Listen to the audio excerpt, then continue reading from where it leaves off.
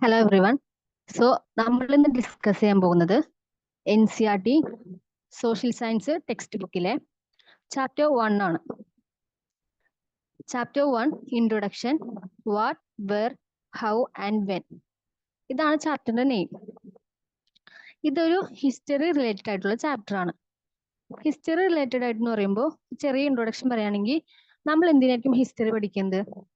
നമ്മുടെ മുമ്പ് കഴിഞ്ഞ കാര്യങ്ങള്, അല്ലെങ്കിൽ പണ്ട് എന്ത് സംഭവിച്ചു, ഇന്നലെ എന്ത് സംഭവിച്ചു നമുക്ക് ചിലപ്പോൾ ഓർത്തെടുക്കാൻ പറ്റും.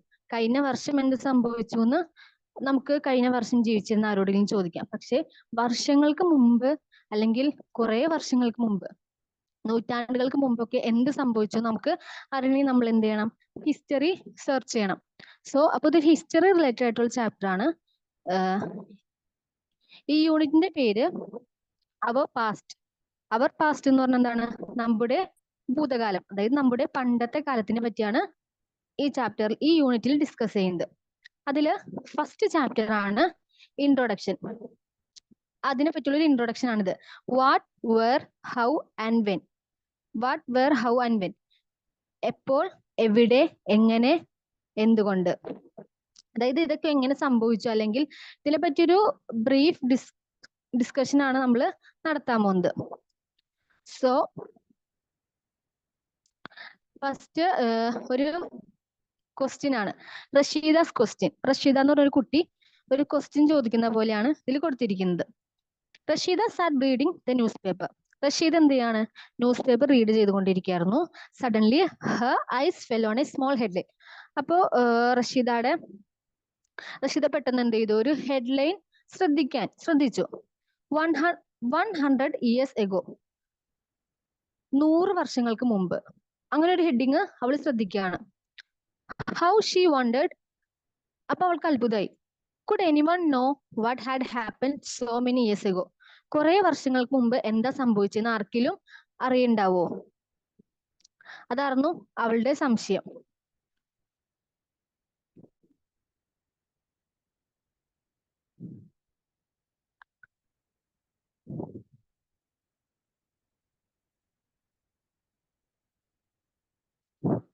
ഓക്കെ, അപ്പോ അവളുടെ ഡൗട്ട് എന്ന് വെച്ചാൽ, കുറെ വർഷങ്ങൾക്ക് മുമ്പ് ഇവിടെ നടന്നത് ആർക്കെങ്കിലും അറിയണ്ടാവോ എന്നുള്ളതായിരുന്നു. Finding out what happened. അപ്പോ എന്താ സംഭവിച്ചെന്ന് നമുക്ക് കണ്ടുപിടിക്കാം.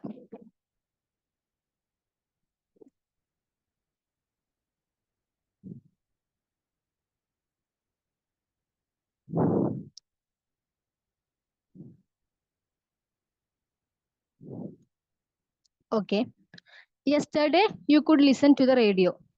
അപ്പൊ ഇന്നലെ എന്താ സംഭവിച്ചത് നമുക്ക് എന്ത് ചെയ്യാൻ പറ്റും? റേഡിയോ കേട്ടാൽ മനസ്സിലാവും. Watch television. ടെലിവിഷൻ കണ്ടാൽ മനസ്സിലാവും. Read A news paper. ഒരു ന്യൂസ് പേപ്പർ വായിച്ചാൽ മനസ്സിലാകും. ലാസ്റ്റ് ഇയർ, അതായത് കഴിഞ്ഞ വർഷം എന്ത് സംഭവിച്ചു എന്ന് ആസ്ക് സംബഡി ഹു റിമെമ്പേഴ്സ്. അത് ഓർക്കുന്ന ആരോടെങ്കിലും ചോദിക്കാം, അല്ലെങ്കിൽ അപ്പോൾ ജീവിച്ചിരുന്ന ആരോടെങ്കിലും ചോദിക്കാം. But what about long ago. അല്ലെങ്കിൽ അപ്പൊ കുറെ വർഷങ്ങൾക്ക് മുമ്പ് ജീവിച്ചിരുന്ന കാര്യങ്ങൾ എങ്ങനെ അറിയും? Let us see how it can be done. അപ്പോൾ നമുക്ക് നോക്കാം എന്ത്, അതെങ്ങനെയായിരിക്കും, കുറെ വർഷങ്ങൾക്ക് മുമ്പ് നടന്ന കാര്യങ്ങൾ എങ്ങനെയായിരിക്കുമെന്ന് നമുക്ക് ജസ്റ്റ് നോക്കാം. ഓക്കെ, അടുത്ത ഒരു സബ് ഹെഡിങ് ആണ് what can be know about the past. നമുക്ക് നമ്മുടെ പാസ്റ്റിനെ പറ്റി, അതായത് നമ്മുടെ പണ്ടത്തെ കാലത്തെ പറ്റി എന്തൊക്കെ അറിയാൻ പറ്റും, അതാണ് നമ്മുടെ question. There are several things we can find out. നമുക്ക് എന്ത് ചെയ്യാം? കുറെ കാര്യങ്ങൾ കണ്ടുപിടിക്കാം. What people ate. പണ്ടത്തെ ആളുകൾ കഴിച്ച ഭക്ഷണം. The kinds of clothes they wore. അവർ ധരിച്ചിരുന്ന വസ്ത്രം. The houses in which they lived. അവര് താമസിച്ചിരുന്ന വീട്. We can find out about the lives of hunters. Hunters എന്ന് പറഞ്ഞാൽ ഈ വേട്ടയാടി മൃഗങ്ങളെയൊക്കെ പിടിക്കൂലേ, അവര് എങ്ങനെ ജീവിച്ചത് നമുക്ക് മനസ്സിലാവും. ഹെർഡേഴ്സ് എന്ന് പറഞ്ഞാൽ ആട്ടിടയന്മാര്, അവരെങ്ങനെ ജീവിച്ചെന്ന് നമുക്ക് മനസ്സിലാക്കാൻ പറ്റും. ഫാമേഴ്സ്, കർഷകരെങ്ങനെയാ ജീവിച്ചത്. റൂളേഴ്സ്, ഭരണാധികാരികള്. മെർച്ചന്റ്സ്, കച്ചവടക്കാര്. പ്രീസ്റ്റ്, പുരോഹിതര് എന്ന് പറഞ്ഞാൽ റിലീജിയസ് ആയിട്ട് വർക്ക് ചെയ്യുന്ന ആൾക്കാര്. Craft person. കൈത്തറി ചെയ്യുന്ന ആളുകള്, ആർട്ടിസ്റ്റുകള്, മ്യൂസീഷ്യൻസ്, പാട്ടുപകരണവുമായിട്ട് ബന്ധപ്പെട്ടവര്, ആൻഡ് സയന്റിസ്റ്റുകൾ, ശാസ്ത്രജ്ഞന്മാര്. അപ്പൊ ഇവരൊക്കെ എങ്ങനെയാ ജീവിച്ചതെന്നും ഇവരെന്തൊക്കെയാണ് ധരിച്ചിരുന്നതെന്നും ഒക്കെ നമുക്ക് എന്ത് ചെയ്യാൻ പറ്റും, ഈ ചാപ്റ്റർ കഴിയുമ്പോഴത്തേക്കും മനസ്സിലാകും.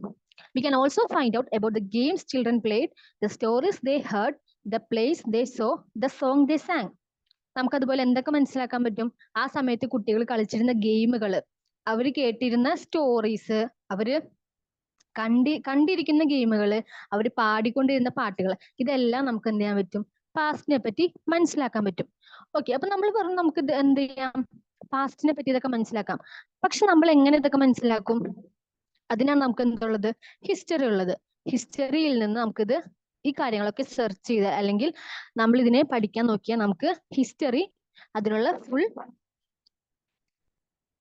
ഇൻഫർമേഷൻ പ്രൊവൈഡ് ചെയ്യും. ഓക്കെ, അപ്പൊ നെക്സ്റ്റ് ക്വസ്റ്റ്യൻ ആണ്, വേർ ഡിഡ് പീപ്പിൾ ലിവ്? അപ്പൊ എവിടെയാണ് ആളുകൾ ജീവിച്ചിരുന്നതെന്നുള്ളതാണ്. ഇതില്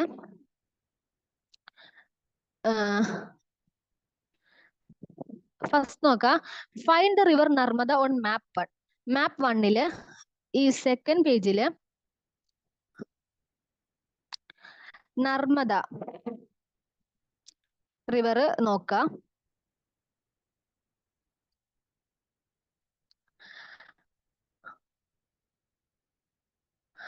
ഈ നർമ്മദ റിവർ സോറി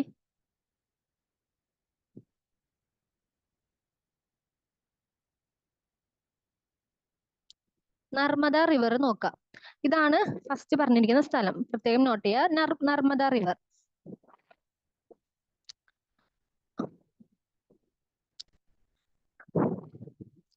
നർമ്മദ റിവറിനെ പറ്റിയാണ് ഇനി പറയുന്നത്.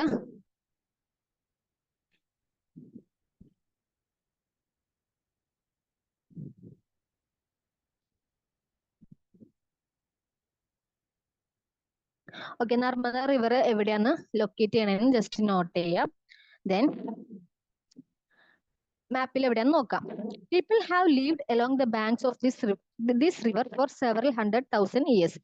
അപ്പോ ആളുകൾ മുമ്പ് പാസ്റ്റ് ജീവിച്ചിരുന്നത് ഈ നർമ്മദ റിവറിന്റെ ബാങ്കിലൂടെയാണ്. എത്ര വർഷം മുമ്പാണ്? Several 100,000 years ago. 1000 വർഷങ്ങൾക്ക് മുമ്പൊക്കെ ആളുകൾ ജീവിച്ചിരുന്ന കാര്യമാണ് പറയുന്നത്. ഹിസ്റ്ററി നോക്കിയിട്ട് നമുക്ക് കിട്ടുന്ന ഇൻഫർമേഷൻസ് ആണ്. അവർ ജീവിച്ചിരുന്നത് നർമ്മദ റിവറിന്റെ ബാങ്കിലാണ്. Some of the earliest people who live here were skilled gatherers. അപ്പോ ഇവിടെ താമസിച്ചിരുന്ന ആളുകള്, മുമ്പ് താമസിക്കുന്ന ആളുകൾ എന്തായിരുന്നു? സ്കിൽഡ് ഗ്യാദേഴ്സ് ആയിരുന്നു. അതായത് അവരിങ്ങനെ സ്വരുക്കൂട്ടാൻ നല്ല സ്കില്ലുള്ള, നല്ല കഴിവുള്ള ആളുകളായിരുന്നു. ദാറ്റ് ഈസ്, അതായത് people who gathered there food, അവരവരുടെ ഫുഡ് സ്വയം ഗ്യാദർ ചെയ്ത് അല്ലെങ്കിൽ സ്വരുക്കൂട്ടി കഴിക്കുന്നവരായിരുന്നു. They knew about the vast wealth of plants in the surrounding forests.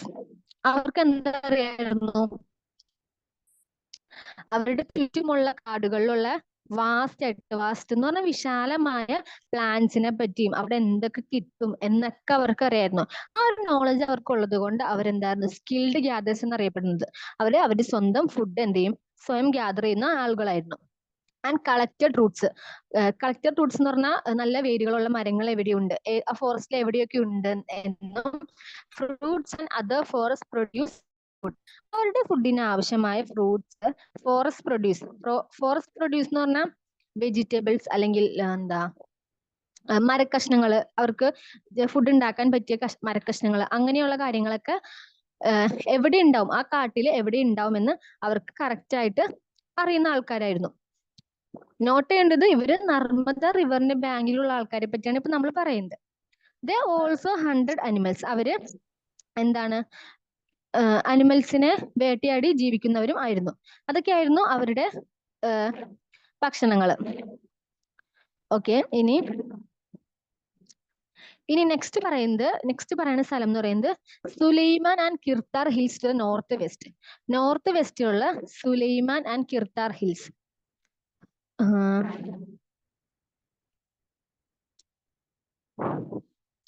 അത്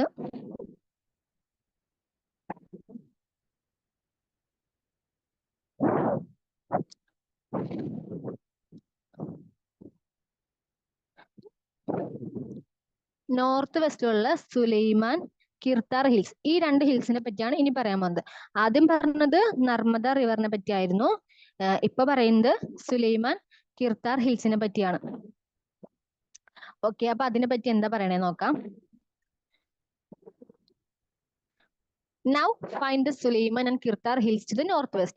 നോർത്ത് വെസ്റ്റിലുള്ള സുലൈമാൻ കിർത്താർ ഹിൽസിനെ നമുക്ക് നോക്കാം. അപ്പൊ ഈ ഏരിയക്ക് എന്താ പ്രത്യേകത? Some of the areas where women and men first began to grow crops. ഇവിടെയാണ് എന്ത്, മെൻ ആയിക്കോട്ടെ വുമൻ ആയിക്കോട്ടെ, എന്താണ് സ്ത്രീ ആയിക്കോട്ടെ പുരുഷനായിക്കോട്ടെ, ഈ സ്ഥലത്താണ്, അതായത് സുലൈമാൻ കിർത്താർ ഹിൽസിന്റെ ഭാഗത്താണ് അവര് ക്രോപ്സ് ഗ്രോ ചെയ്യിക്കാൻ തുടങ്ങിയത്, ക്രോപ്സ് വളർത്താൻ തുടങ്ങിയത്. സച്ചസ് എന്തൊക്കെ ക്രോപ്പ് ആയിരുന്നു? Wheat and barley. വീറ്റ് ഗോതമ്പും ബാർലിയും ആയിരുന്നു അവര് വിളയിപ്പിച്ചെടുത്ത ഭക്ഷണങ്ങൾ. About 8000 years ago. എത്ര വർഷങ്ങൾക്ക് മുമ്പാണ്? 8000 years ago-യാണ് അവർ ഇങ്ങനെ ചെയ്തത്. Are located here. അപ്പൊ ആ സ്ഥലമാണിത്, സുലൈമാൻ കിർത്താർ ഹിൽസിലാണ് ആദ്യമായിട്ട് എന്ത് വീറ്റും ബാർലിയും 8000 years-ന് മുമ്പ് മെന്നും വുമനും grow ചെയ്യിപ്പിച്ചെടുത്തത്. Then people also began rearing animals like sheep, goat and cattle. അപ്പൊ അവിടുത്തെ ആൾക്കാര് എന്തൊക്കെ ചെയ്തിരുന്നു? റിയറിങ് അനിമൽസ്, ആടുകൾ, മൃഗങ്ങളെ മേയിച്ചിരുന്നു. ലൈക്ക് ഷീപ്പ്, ചെമ്മരിയാട്, ഗോട്ട്, ആട്, കാറ്റിൽ, കന്നുകാലികൾ. And lived in villages. അവർ താമസിച്ചുകൊണ്ടിരുന്നത് വില്ലേജസിലാണ്. ഇനി നെക്സ്റ്റ് പറഞ്ഞേക്കുന്നത് locate the Garo hills in the north east and Vindhyas in central India. അപ്പൊ ഈ മാപ്പില് ഗരോ ഹിൽസും വിന്ധ്യാസും ലൊക്കേറ്റ് ചെയ്യാണ് പറഞ്ഞേക്കുന്നത്. നമുക്ക് നോക്കാതെ എവിടെയാന്ന്. ഗരോ ഹിൽസ് ഇവിടെ ഈ ഭാഗത്ത്, വിന്ധ്യാസ് നർമ്മദയുടെ മുകളില്. ഇത് രണ്ടുമാണ് അടുത്ത് നമ്മളോട് ലൊക്കേറ്റ് ചെയ്യാൻ പറഞ്ഞേക്കുന്നത്, മനസ്സിലാക്കാൻ പറഞ്ഞേക്കുന്നത്. ഓക്കെ, അപ്പോ ഇതിനെന്താ പ്രത്യേകത നമുക്ക് നോക്കാം.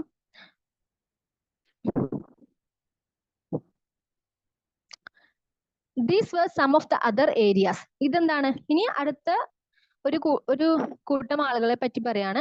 ഈ ഏരിയയിൽ എന്താണ് നമ്മൾ കണ്ട ഈ ഏരിയയിലാണ്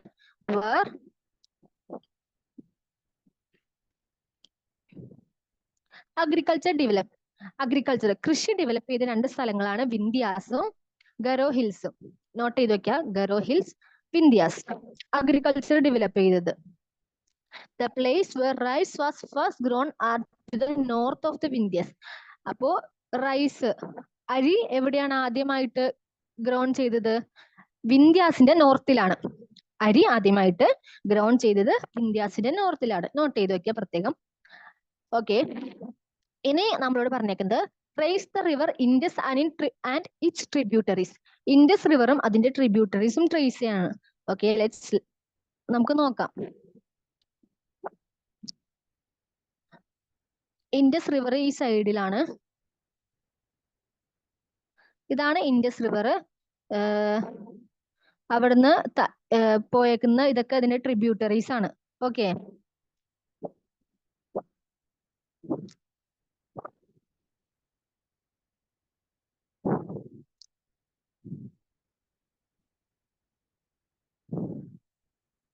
ട്രിബ്യൂട്ടറീസ് ആണ്. അപ്പൊ നമ്മളോട് നോക്കാൻ പറഞ്ഞേക്കുന്നത്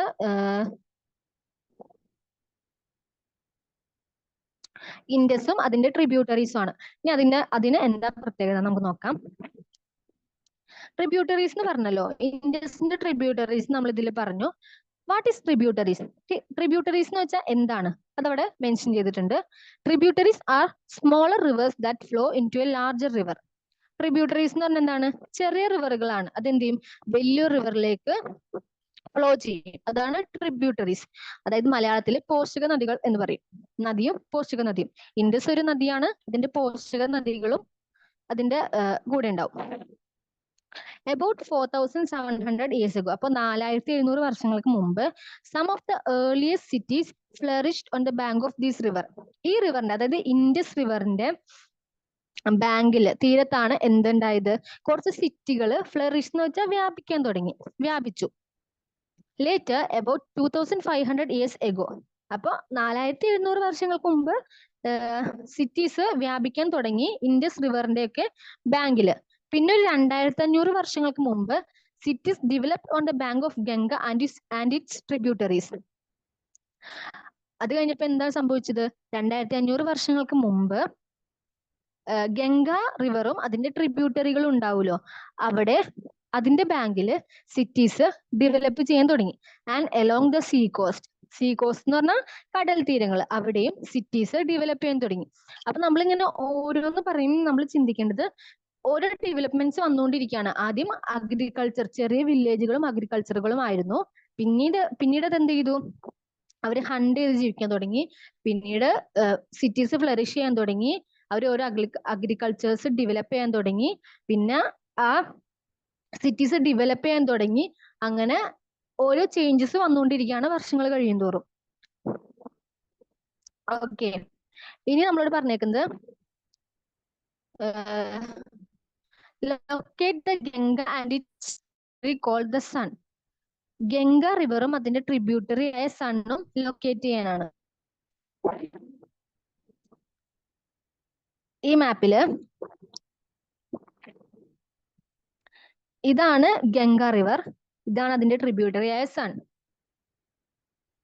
വിന്ധ്യാസിന്റെ മുകളിലായിട്ട് വരുന്ന ഇത് ഗംഗ റിവർ, ഇത് അതിന്റെ tributary sun.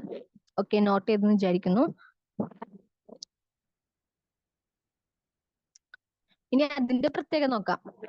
In ancient times, അതായത് മുമ്പത്തെ സമയത്ത്, the area in these rivers to the south of Ganga, the area along these rivers, ഈ റിവറിന്റെ ഭാഗത്തു കൂടിയുള്ള സ്ഥലങ്ങൾ, to the south of the Ganga, ഗംഗയുടെ സൗത്തിലേക്ക് വരുന്ന ഈ റിവേഴ്സിന്റെ ഭാഗത്തുള്ള സ്ഥലങ്ങൾ എന്താണ് അറിയപ്പെട്ടിരുന്നത്? Was known as Magadha. അതെന്താണ് അറിയപ്പെട്ടിരുന്നത്? മഗധ എന്നാണ് അറിയപ്പെട്ടിരുന്നത്. Now lying in the state of Bihar. അത് ഇപ്പോ എവിടെയാണ് ഉള്ളത്? ബീഹാർ എന്ന സ്റ്റേറ്റിലാണ് ഉള്ളത്. വൺ വേർഡ് ക്വസ്റ്റ്യൻ ഒക്കെ ആയിട്ട് ചോദിക്കാൻ പറ്റിയ ക്വസ്റ്റ്യൻസ് ആണ് ഇതൊക്കെ. മഗധ എന്താണ്? ഗംഗയുടെ സൗത്തില് ഈ റിവേഴ്സിന്റെ ഒക്കെ ഏരിയയിലായിട്ട് വരുന്ന സ്ഥലത്തിന് പറയുന്നതാണ് എന്ത്? അറിയപ്പെട്ടിരുന്നത് മഗധ എന്നാണ്. അത് ഇപ്പോ ഉള്ളത് എവിടെയാണ്? ബീഹാർ സ്റ്റേറ്റിലാണ്. Its rulers were very powerful. അവിടുത്തെ റൂളേഴ്സ് എന്തായിരുന്നു? അപ്പൊ അതൊരു കിങ്ഡം ആയിരിക്കണമല്ലോ മഗധ. റൂളേഴ്സ് ഒക്കെ ഉള്ളപ്പോ അതൊരു എന്തായിരിക്കും? ഒരു കിങ്ഡം ആയിരിക്കും. Its rulers were very powerful. അവിടുത്തെ റൂളേഴ്സ് എന്താണ്? നല്ല പവർഫുൾ ആയിരുന്നു. And set up a large kingdom. Okay, നമ്മൾ പറഞ്ഞ പോലെ തന്നെ അവർ ചെയ്തു ഒരു ലാർജ് കിങ്ഡം. എന്ന് പറഞ്ഞാൽ അവരൊരു ഭരണാധികാരികളായി, അവിടെ ഒരു ഭരണ പ്രദേശം അവര് ക്രിയേറ്റ് ചെയ്തു. Kingdoms were set up in other parts of the country as well. അപ്പൊ മഗധയിൽ മാത്രമല്ല അവരെന്ത് ചെയ്തത്? കിങ്ഡംസ് സെറ്റപ്പ് ചെയ്തത് വേറെ കൺട്രിയുടെ പല ഭാഗത്തും അവരെന്ത് ചെയ്തു? സെറ്റപ്പ് ചെയ്തു. Throughout travel from one part of the subcontinent to other. അപ്പൊ ആളുകൾ എന്ത് ചെയ്തു?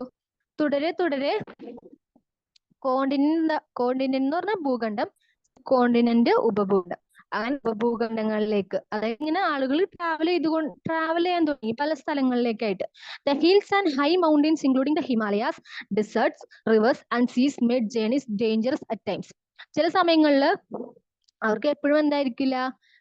പ്ലെയിൻ റോഡ് ആയിരിക്കില്ലല്ലോ. ഹിൽസ്, അതുപോലെ ഹൈ മൗണ്ടെയിൻസിൽ ഹിമാലയൻ പർവ്വതനിരകള്, അതുപോലെ ഡെസേർട്ട്, മരുഭൂമികള്, റിവേഴ്സ്, നല്ല ഒഴുക്കുള്ള റിവേഴ്സുകൾ, പിന്നെ സീസ്, കടലുകൾ, ഇതൊക്കെ എന്താക്കി?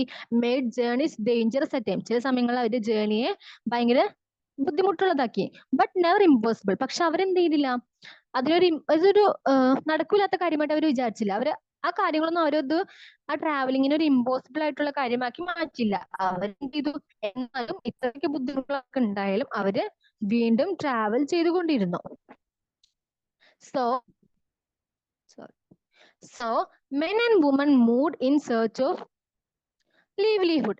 അപ്പൊ പുരുഷനും സ്ത്രീകളും എന്ത് ചെയ്തു? അവർക്ക് ജീവിക്കാനുള്ള വക തേടി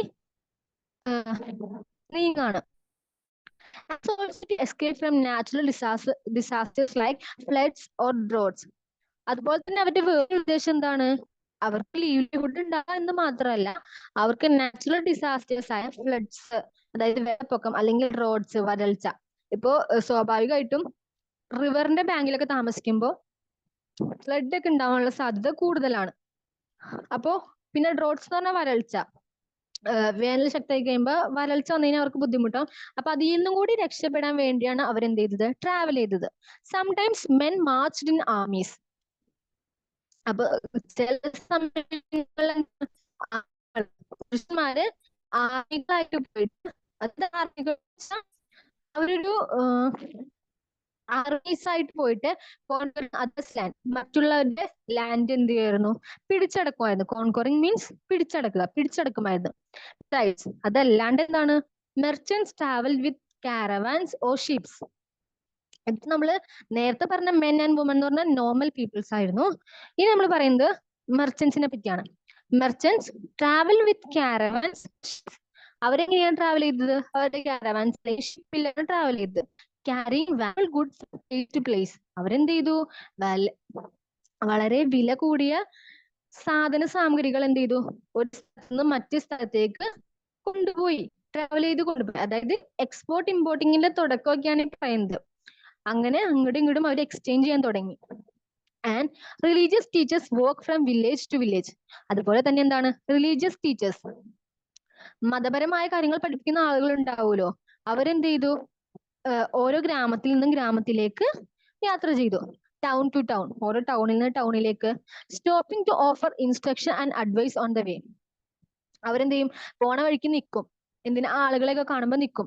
അവർക്ക് ഇൻസ്ട്രക്ഷൻ കൊടുക്കാനും അഡ്വൈസ് കൊടുക്കാൻ വേണ്ടിയും അവരുടെ വേയില് പോകുന്ന വഴിയിൽ എന്ത് ചെയ്യും, അവര് സ്റ്റോപ്പ് ചെയ്യും. ഓക്കെ, അപ്പോ നമ്മളിപ്പോ പറഞ്ഞത് മെൻ വുമൻ ലീവ്ലിഹുഡിന് വേണ്ടി ട്രാവൽ ചെയ്യും. പിന്നെ അവർക്ക് ഡിസാസ്റ്ററിൽ നിന്ന് രക്ഷപ്പെടാൻ വേണ്ടി ട്രാവൽ ചെയ്യും. മെർച്ചൻസ് നല്ല വാല്യുബിൾ ഗുഡ്സ് ഒക്കെ എക്സ്പോർട്ട് ഇമ്പോർട്ട് ചെയ്യാനുള്ള കാര്യങ്ങൾക്ക് വേണ്ടി ട്രാവൽ ചെയ്യും. പിന്നെ റിലീജിയസ് ടീച്ചേഴ്സ് എന്തിനാണ് ട്രാവൽ ചെയ്യുന്നത്, അവർ ട്രാവൽ ചെയ്യും, കൂടെ ഇടയ്ക്ക് വഴിയിൽ വെച്ച് എന്ത് ചെയ്യും, ഇൻസ്ട്രക്ഷൻസ് ഓഫർ ചെയ്യും, അതുപോലെ അഡ്വൈസ് ഒക്കെ ഓഫർ ചെയ്യും. ഇനി next, finally some people perhaps travel driven by a spirit of adventure, wanting to discover new and exciting place. അപ്പൊ ഇത്ര നേരത്തെ പറഞ്ഞ ആളുകളൊക്കെ എന്തെങ്കിലും ഒരു ആവശ്യത്തിന് വേണ്ടി ട്രാവൽ ചെയ്തവരായിരുന്നു. പക്ഷെ ചില ആളുകളുണ്ട്, എന്തിനാണ്, ഒരു അഡ്വെഞ്ചർ ആയിട്ട് എടുത്തിട്ട് ട്രാവൽ ചെയ്യുന്ന ആളുകൾ. ഇപ്പോ നമ്മൾ നേരത്തെ പറഞ്ഞു, ഹിൽസ്, ഡെസേർട്സ്, മൗണ്ടെയിൻസ് ഒക്കെ ട്രാവൽ ചെയ്ത് പോകണമെങ്കിൽ അത് ഡേഞ്ചറസ് ആയ കാര്യമാണ്. ആ ഡേഞ്ചറസ് ആയ കാര്യങ്ങളൊക്കെ ഒന്ന് ഫീൽ ചെയ്യാൻ വേണ്ടി, അഡ്വെഞ്ചറിന്റെ സ്പിരിറ്റ് അറിയാൻ വേണ്ടി കുറച്ച് ആളുകൾ എന്ത് ചെയ്തു, ട്രാവൽ ചെയ്തു. Wanting to discover new and exciting places. അവർക്ക് എന്തായിരുന്നു ആവശ്യം, പുതിയതും നല്ല എക്സൈറ്റിംഗ് ആയിട്ടുള്ള സ്ഥലങ്ങളും ഡിസ്കവർ ചെയ്യുക എന്നുള്ളതായിരുന്നു അവരുടെ ആവശ്യം. All these led to a sharing of ideas between people. ഇപ്പോ ആരൊക്കെ പോയോ അവരൊക്കെ പോയത് എന്തുകൊണ്ടായിരുന്നു, അല്ലെങ്കിൽ അതുകൊണ്ടുള്ള ഉപകാരം എന്തായിരുന്നു, അതുകൊണ്ട് ആളുകൾക്കിടയിലുള്ള ഐഡിയാസ് ഷെയർ ചെയ്യാൻ അതൊരു കാരണമായി അവരുടെ ട്രാവലിംഗ്. ഇപ്പൊ മെൻ വുമൺ പോയത് അവരുടെ ഒരു കാരണം കൊണ്ടാണ്, മെർച്ചൻസ് പോയത് അവരുടെ ഒരു കാരണം കൊണ്ട്, പ്രീസ്റ്റ് പോയത് അവർക്ക് കാരണം കൊണ്ട്. ബട്ട് ചില ആളുകൾ എന്താണ്, അഡ്വഞ്ചർ സ്പിരിറ്റ് അറിയാൻ വേണ്ടി പോയതാണ്. പക്ഷെ ഇതെല്ലാം എന്ത് ചെയ്തു, ഈ ട്രാവലിംഗ് എന്ത് ചെയ്തു, ആളുകൾക്കിടയിലുള്ള ഐഡിയാസ് ഷെയർ ചെയ്യാനുള്ള ഒരു കാരണമായി മാറി എന്നുള്ളതാണ്. ഓക്കെ, ഇത്ര മനസ്സിലായെന്ന് വിശ്വസിക്കുകയാണ്. നെക്സ്റ്റ് ടോപ്പിക്കിലേക്ക് പോവാണ്. Why do people travel nowadays? ഇപ്പോ ഇന്നത്തെ കാലത്തെ ആളുകൾ എന്തിനാണ് ട്രാവൽ ചെയ്യുന്നത്? Look at map once more. നമ്മൾ നേരത്തെ കണ്ട മാപ്പ് ഒന്നും കൂടി നോക്കാം പറയാണ് ഇവര്. Hills, mountains and seas form the natural frontiers of the subcontinent. അതായത് നമ്മുടെ സബ് കോണ്ടിനെന്റ്സിന്റെ ഒരു നാച്ചുറൽ ഫ്രോണ്ടിയർ എന്ന് പറഞ്ഞാൽ പ്രകൃതിപരമായ അതിർത്തിയാണ് എന്ത്, ഹിൽസും മൗണ്ടെയിൻസും സീസ് ഒക്കെ ഉണ്ടാക്കുന്നത്. അപ്പോ അതായത് ഇപ്പൊ ഒരു അതിർത്തിയിൽ ഒരു മല ഉണ്ടെങ്കിൽ അതൊരു നാച്ചുറൽ ഫ്രോണ്ടിയർ അല്ലെങ്കിൽ പ്രകൃതിപരമായ ഒരു അതിര് അല്ലെങ്കിൽ ഒരു വരമ്പാണത്. While it was difficult to cross these frontiers. പക്ഷെ എന്താണ്, ഒരു ഡിഫിക്കൽറ്റി ഉള്ളത് എന്താണെന്ന് വെച്ചാൽ ഈ ഫ്രോണ്ടിയേഴ്സ് ക്രോസ് ചെയ്യാൻ ഭയങ്കര ഡിഫിക്കൽട്ടാണ്. കാരണം മൗണ്ടെയിൻസ്, വലിയ വലിയ മൗണ്ടെയിൻസ്, ഹിമാലയാസ് പോലുള്ള മൗണ്ടെയിൻസ് ക്രോസ് ചെയ്യാന്ന് പറഞ്ഞാൽ it's not easy. So those who wanted could and did scale the mountains. അപ്പൊ അത് ആവശ്യമുള്ളവർ എന്ത് ചെയ്തു, മൗണ്ടെയിൻസ് ക്രോസ് ചെയ്തു. And cross the seas. അവരെന്ത് ചെയ്തു? സീസും ക്രോസ് ചെയ്തു. People from across the frontiers. ഇനി ഫ്രോണ്ടിയേഴ്സിന്റെ ഇപ്പുറത്തുള്ള ആൾക്കാർ, അതായത് ഈ അതിരിന്റെ ഇപ്പുറത്തുള്ള ആൾക്കാർ also came into the subcontinent. അവരെന്ത് ചെയ്തു? ഈ സബ് കോണ്ടിനെന്റിലേക്ക് വന്നു ആൻഡ് സെറ്റിൽഡ് ഹിയർ. ഇവിടെ സെറ്റിൽ. അപ്പൊ നമ്മൾ ഇത്ര നേരം പറഞ്ഞത് ഈ സബ് കോണ്ടിന്റെ അകത്ത് ഉള്ള ആൾക്കാരെ പറ്റിയായിരുന്നു. ഇപ്പൊ എന്തായി? പുറത്തുനിന്നുള്ള ആൾക്കാരും ഇവിടെ വന്ന് സെറ്റിൽ ആവാൻ തുടങ്ങി. This movement of people enrich our culture tradition. അപ്പൊ ഇങ്ങനെയുള്ള ആളുകളുടെ ഈ മൂവ്മെന്റ്, അവരുടെ ഈ അങ്ങോട്ടും ഇങ്ങോട്ടുള്ള യാത്രകൾ, ചലനങ്ങള്, അതൊക്കെ എന്തിനു വഴിവെച്ചു? നമുക്കൊരു ട്രഡീഷൻ, ഒരു പാരമ്പര്യം, ഒരു കൾച്ചർ ക്രിയേറ്റ് ചെയ്യാൻ വേണ്ടി അതിന് സഹായിച്ചത് ആളുകളുടെ ഈ മൂവ്മെന്റ് ആണ്. People have shared new ways of carving stone. അപ്പോ ഇങ്ങനെ നമ്മള് ട്രാവൽ ചെയ്ത സ്ഥലത്ത് പോകുന്നു, അപ്പൊ അവിടുത്തെ കാര്യങ്ങൾ കാണുന്നു. കുറച്ച് ആളുകൾ ഇവിടെ വരുന്നു, അപ്പൊ ഇവിടുത്തെ കാര്യങ്ങൾ കാണുന്നു. അവർ അവിടുത്തെ കാര്യങ്ങൾ ഇവിടെ വന്ന് പഠിപ്പിക്കുന്നു. അങ്ങനെയൊക്കെ ആയപ്പോ എന്തായി? അവിടെ എന്താ സംഭവിച്ചത്? People have shared new ways of carving stone. ആളുകള് സ്റ്റോൺ കാർവ് എന്ന് പറഞ്ഞാൽ എന്താ? മിനുക്ക, കല്ലുകളൊക്കെ മിനുക്കാനുള്ള ഒരു പുതിയ ഐഡിയകൾ, പുതിയ വഴികൾ ആളുകൾ ഷെയർ ചെയ്തു. കമ്പോസിങ് മ്യൂസിക്, മ്യൂസിക് കമ്പോസ് ചെയ്യാനുള്ള പുതിയ വഴികള്. And even cooking food over several hundred of years. Cooking food cook ചെയ്യാനുള്ള വഴികൾ വരെയും അവർ പുതിയ വഴികൾ എന്ത് ചെയ്തു? കണ്ടുപിടിച്ചു എന്നാണ് പറയുന്നത്. അപ്പൊ നമ്മൾ ഈ പാരഗ്രാഫിൽ പഠിച്ചത് എന്താണ്? ആളുടെ ട്രാവലിങ്ങിനെ പറ്റിയാണ്. ട്രാവൽ കൊണ്ടുള്ള ഉപയോഗങ്ങൾ. ഓരോരുത്തർക്കും ഒരു സ്പെഷ്യൽ ഉദ്ദേശം ഉണ്ടായിരുന്നെങ്കിൽ പോലും അതെല്ലാം എന്ത് ചെയ്തു? ന്യൂ ഐഡിയാസ് ക്രിയേറ്റ് ചെയ്യാൻ അല്ലെങ്കിൽ ഷെയർ ചെയ്യാൻ അവർക്ക് സാധിച്ചു എന്നുള്ളതാണ്. അതുപോലെ ഇതെന്തിന് ഇങ്ങനെയുള്ള ട്രാവലിംഗ് അല്ലെങ്കിൽ ഈ മൂവ്മെന്റ് ഒക്കെ എന്തിനു സഹായിച്ചു എന്നുള്ളതാണ്? ഒരു പുതിയ കൾച്ചറൽ ട്രഡീഷൻ അല്ലെങ്കിൽ നമ്മുടെ കൾച്ചറൽ ട്രഡീഷൻ തന്നെ എൻറിച്ച് ചെയ്യാൻ, ഒന്ന് സമ്പുഷ്ടിപ്പെടുത്താൻ സഹായിച്ചു എന്നുള്ളതാണ്. കുറെ മാറ്റങ്ങൾ വന്നിട്ടുണ്ട്. ഇപ്പൊ നമ്മൾ പറഞ്ഞു, നമ്മൾ ആദ്യം പറഞ്ഞതില് ആളുകള് വില്ലേജിലായിരുന്നു, ഹണ്ടേഴ്സ് ആയിരുന്നു, പിന്നെ സിറ്റീസ് ഡെവലപ്പ് ചെയ്ത കാര്യം പറഞ്ഞു, പിന്നെ സിറ്റീസ് ഫ്ലറിഷ് ചെയ്ത കാര്യം പറഞ്ഞു, പിന്നെ ആളുകള് അങ്ങോട്ടും ഇങ്ങോട്ടും ട്രാവൽ ചെയ്യാൻ തുടങ്ങി, ട്രാവൽ ചെയ്ത് ഐഡിയാസ് ഷെയർ ചെയ്യാൻ തുടങ്ങി. ഈവൻ കുക്കിംഗ് ഫുഡ് കുക്ക് ചെയ്യണതിന് വരെയും പുതിയ ഐഡിയകൾ കണ്ടുപിടിക്കാൻ തുടങ്ങി. ഓക്കെ, ഇനി നെയിംസ് ഓഫ് ദ ലാൻഡ്. ഈ സ്ഥലങ്ങളുടെയൊക്കെ പേരുകളെ പറ്റി നമുക്ക് ജസ്റ്റ് ഒരു നോക്കാം. Two of the words we often use for our country are India and Bharat. നമ്മൾ നമ്മുടെ കൺട്രിക്ക് വേണ്ടി ഓഫൻ ആയിട്ട് ഉപയോഗിക്കുന്ന രണ്ട് വേർഡ്സ് ആണ് ഇന്ത്യ അല്ലെങ്കിൽ ഭാരത് എന്നുള്ളത്. The word India come from the Indus called Sindhu in Sanskrit. അപ്പോ നിങ്ങൾ ചിന്തിച്ചിട്ടുണ്ടോ ഈ ഇന്ത്യ എന്ന് പറഞ്ഞ വേർഡ് എവിടെ നിന്ന് വന്നു എന്ന്? ഈ ഇന്ത്യ എന്ന് പറഞ്ഞ വേർഡ് വന്നത് ഇൻഡസ് എന്നുള്ള ഇൻഡസിന്നാണ്. സാൻസ്ക്രിറ്റില് സിന്ധു എന്ന് വിളിക്കുന്ന ഇൻഡസിൽ നിന്നാണ് ഇന്ത്യ എന്നുള്ള പേര് വന്നത്. Find Iran and Greece in your atlas. അപ്പൊ നിങ്ങളിൽ അറ്റ്ലസ് ഉണ്ടെങ്കിൽ എന്ത് ചെയ്യുക? അതിൽ ഇറാനും ഗ്രീസും ഒന്ന് ലൊക്കേറ്റ് ചെയ്യുക, ഒന്ന് നോക്കാം. The Iranians and the Greeks who came through the northwest about 2500 years ago and were familiar with the Indus called it the Hindus or Indus, and the land to the east of the river was called India. അപ്പൊ നമ്മൾ എന്താണ് ഇറാനും ഗ്രീസും അറ്റ്ലസിൽ locate ചെയ്യാൻ പറഞ്ഞ എന്തിനാണ്? ഈ ഇറാനിയൻസും ഗ്രീക്സും എന്താ ചെയ്തു? 2500 years ago, 2500 വർഷങ്ങൾക്ക് മുമ്പ് നോർത്ത് ഈസ്റ്റ് വഴി ഇങ്ങോട്ട് വന്നു, നമ്മുടെ സ്ഥലത്തേക്ക് വന്നു. And were familiar with the Indus. അവർക്ക് എന്താ അറിയാമായിരുന്നു? ഇൻഡസിനെ പറ്റി അറിയാമായിരുന്നു. Called it the Hindos or Indos. അവരെന്താണ് വിളിച്ചിരുന്നത് ഇൻഡസിനെ? ഹിന്ദോസ് അല്ലെങ്കിൽ ഇൻഡോസ് എന്നാണ് അവർ വിളിച്ചിരുന്നത്. And the land to the east of the river was called India. അവർ ഇൻഡസിനെ വിളിച്ചിരുന്നത് ഹിന്ദോസ് ഓർ ഇൻഡോസ് എന്നും, അതുപോലെ ആ റിവറിന്, ഇൻഡസ് റിവറിന് ഈസ്റ്റ് ആയിട്ടുള്ള ലാൻഡിനെ അവരെന്ത് ചെയ്തു? ഇന്ത്യ എന്നും വിളിച്ചു. ഓക്കെ, അപ്പൊ ഇന്ത്യ എങ്ങനെ വന്നു മനസ്സിലായല്ലോ? ഇന്ത്യ എന്ന് പറഞ്ഞ വേർഡ് വന്നത് ഇൻഡസിന്നാണ്. സാൻസ്ക്രിറ്റിലെ സിന്ധുവിൽ നിന്ന് ഉണ്ടായ ഇൻഡസിൽ നിന്നാണ് ഇന്ത്യ എന്ന് പറഞ്ഞ വേർഡ് വന്നത്. അതുപോലെ ഇറാനിയൻസും ഗ്രീക്സും ആണ് ഇന്ത്യ എന്ന് വിളിച്ചത്. ഓക്കെ, ഇനി നമ്മൾ ഓഫനായിട്ട് ഉപയോഗിക്കുന്ന രണ്ട് പേരുകളെ പറ്റി പറഞ്ഞു, ഇന്ത്യ ആൻഡ് ഭാരത്. അതില് ഇനി നമ്മൾ പറയുന്നത് ഭാരത് എങ്ങനെ വന്നു എന്നുള്ളതാണ്. The name Bharata was used for a group of people who lived in the northwest and who are mentioned in the Rig Veda. The earliest composition in Sanskrit dated to about 3500 years ago. അപ്പൊ ഈ ഭാരത എന്ന് പറഞ്ഞ name എങ്ങനെയാ വന്നതെന്ന് വെച്ചാൽ north വെസ്റ്റിൽ താമസിക്കുന്ന ഒരു group of പീപ്പിളിനെ denote ചെയ്യാൻ വേണ്ടി അല്ലെങ്കിൽ അവരെ മെൻഷൻ ചെയ്യാൻ വേണ്ടി ഉപയോഗിച്ചിരുന്ന ഒരു വേർഡാണ് ഭാരത എന്നുള്ളത്. അതുപോലെ ഈ ഭാരത എന്ന് പറയുന്ന വേർഡ് എവിടെ മെൻഷൻ ചെയ്തിട്ടുണ്ട്? ഋഗ്വേദ. നിങ്ങൾക്ക് ഋഗ്വേദം എന്താണെന്ന് അറിയുമെന്ന് വിചാരിക്കുന്നു. ഹിന്ദുസിന്റെ ഒരു പുരാണ പുസ്തകമാണ് ഋഗ്വേദ. അതില് ശ്ലോകങ്ങളുള്ള ബുക്കാന്ന് തോന്നുന്നു. അതിൽ ഋഗ്വേദയില് മെൻഷൻ ചെയ്തിട്ടുണ്ട് ഈ ഭാരത എന്ന് പറഞ്ഞ വേർഡ്. ഋഗ്വേദം എന്താണ്? The earliest composition in Sanskrit. അതെന്താണ്? സാൻസ്ക്രിറ്റിൽ കമ്പോസ് ചെയ്തിട്ടുള്ള ഒരു മുമ്പ്, അതായത് ഏകദേശം 3500 years ago കമ്പോസ് ചെയ്തിട്ടുള്ള ഒരു സാൻസ്ക്രിറ്റിലെ ഒരു ബുക്കാണ് ഋഗ്വേദ എന്നുള്ളത്. അതിൽ എന്ത് ചെയ്തിട്ടുണ്ട്? ഭാരത എന്ന് മെൻഷൻ ചെയ്തിട്ടുണ്ട്. ആ ഭാരത എന്ന് മെൻഷൻ ചെയ്തത് ആരെയാണ്? നോർത്ത് വെസ്റ്റിൽ താമസിച്ച ആളുകളെ. അങ്ങനെയാണ് later it was used for the country. അങ്ങനെയാണ് അത് പിന്നീട് എന്ത് ചെയ്തു? കൺട്രിക്ക് വേണ്ടി ഉപയോഗിക്കാൻ ചെയ്തത്. ഓക്കെ, അപ്പൊ നമ്മൾ ഇതിനൊക്കെ പഠിച്ചു. Name of the land.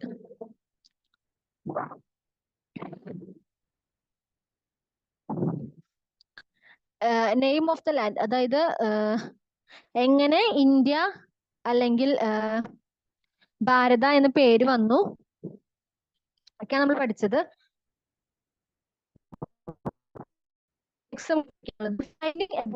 അപ്പൊ നമ്മൾ ഇൻട്രൊഡക്ഷൻ പോലെയാണ് പറഞ്ഞുകൊണ്ടിരുന്നത്. ഇനി നമുക്ക് പാസ്റ്റിനെ പറ്റി പഠിക്കാം അല്ല നമുക്ക് കണ്ടുപിടിക്കാം. There are several ways of finding out about past. നമുക്ക് പാസ്റ്റിനെ പറ്റി അല്ലെങ്കിൽ നമ്മുടെ പണ്ടത്തെ കാലത്തെ പറ്റി പഠിക്കാൻ കുറെ വഴികളുണ്ട്. One is to search for and read book that were written long ago. അതിനുള്ള ഒരു വഴി എന്താണ്? Search for and read book that were written long ago. കുറെ മുമ്പ് എഴുതി വെച്ചിട്ടുള്ള ബുക്കുകൾ സെർച്ച് ചെയ്ത് റീഡ് ചെയ്യുക എന്നുള്ളതാണ് ഒരു വഴി എന്നുള്ളത്.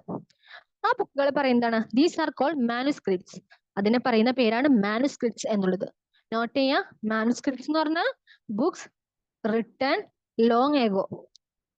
അതാണ് മാനുസ്ക്രിപ്റ്റ്സ് എന്ന് പറയുന്നത്. Because they were written by hand. അത് മാനുസ്ക്രിപ്റ്റ്സ് എന്ന് പറയാൻ കാരണം എന്താണ്? അത് റിട്ടൺ ബൈ ഹാൻഡ്, കൈകൊണ്ട് എഴുതി വെച്ചിരിക്കുന്നതുകൊണ്ടാണ് മാനുസ്ക്രിപ്റ്റ്സ് എന്ന് പറയുന്നത്. This come from the Latin word manu, meaning hand. ലാറ്റിനിലെ മാനു എന്ന് പറഞ്ഞ ഹാൻഡ് എന്നാണ് അർത്ഥം. വൺ വേർഡ് ചോദിക്കുന്ന ക്വസ്റ്റ്യൻസ് ആണ്, ജസ്റ്റ് നോട്ട് ചെയ്ത് വെക്കുക. ലാറ്റിനില് മാനു എന്ന് പറഞ്ഞ ഹാൻഡ് എന്നാണ്. അപ്പോ റിട്ടൺ ബൈ ഹാൻഡ് ആയതുകൊണ്ടാണ് അതിനെ മാനുസ്ക്രിപ്റ്റ്സ് എന്ന് വിളിക്കുന്നത്. These were usually written on palm leaf. അത് എഴുത്തോലകളിൽ or specially prepared bark of a tree known as birch. Birch എന്ന് പറഞ്ഞൊരു ട്രീ ആണ്. Himalayas which grows in the Himalayas. ഹിമാലയസില് വളരുന്ന ബിർച്ച് എന്ന് പറഞ്ഞ ട്രീ ഉണ്ട്. ആ ട്രീയുടെ ബാർക്ക് എടുത്തിട്ട് ഒരു പ്രത്യേക തരത്തിലാക്കും. അതായത് എഴുത്തോലകളൊക്കെ പോലെ ആക്കും. എന്നിട്ട് അതിലായിരുന്നു മാനുസ്ക്രിപ്റ്റ്സ് റിട്ടേൺ ചെയ്തുകൊണ്ടിരുന്നത്. ഇവിടെ ചെറിയ നോട്ട് ഉണ്ട്. ഓക്കെ, അപ്പൊ നമുക്ക് താഴെ ഒരു ഇത് കൊടുത്തിട്ടുണ്ട്, ഒരു റെഫറൻസ് പോലെ കൊടുത്തിട്ടുണ്ട്. From a palm leaf manuscript. അപ്പൊ മാനുസ്ക്രിപ്റ്റ് എങ്ങനെ ഇരിക്കുന്നതെന്ന് കാണാനുള്ള നമുക്കൊരു റെഫറൻസ് ആണ് കൊടുത്തിരിക്കുന്നത്. മാനുസ്ക്രിപ്റ്റ് ആണിത്. This manuscript was written about 1000 years ago. ഒരു 1000 വർഷങ്ങൾക്ക് മുമ്പുള്ള മാനുസ്ക്രിപ്റ്റ് ആണിത്. The palm leaves were cut into pages. Palm leaves എന്താണ്?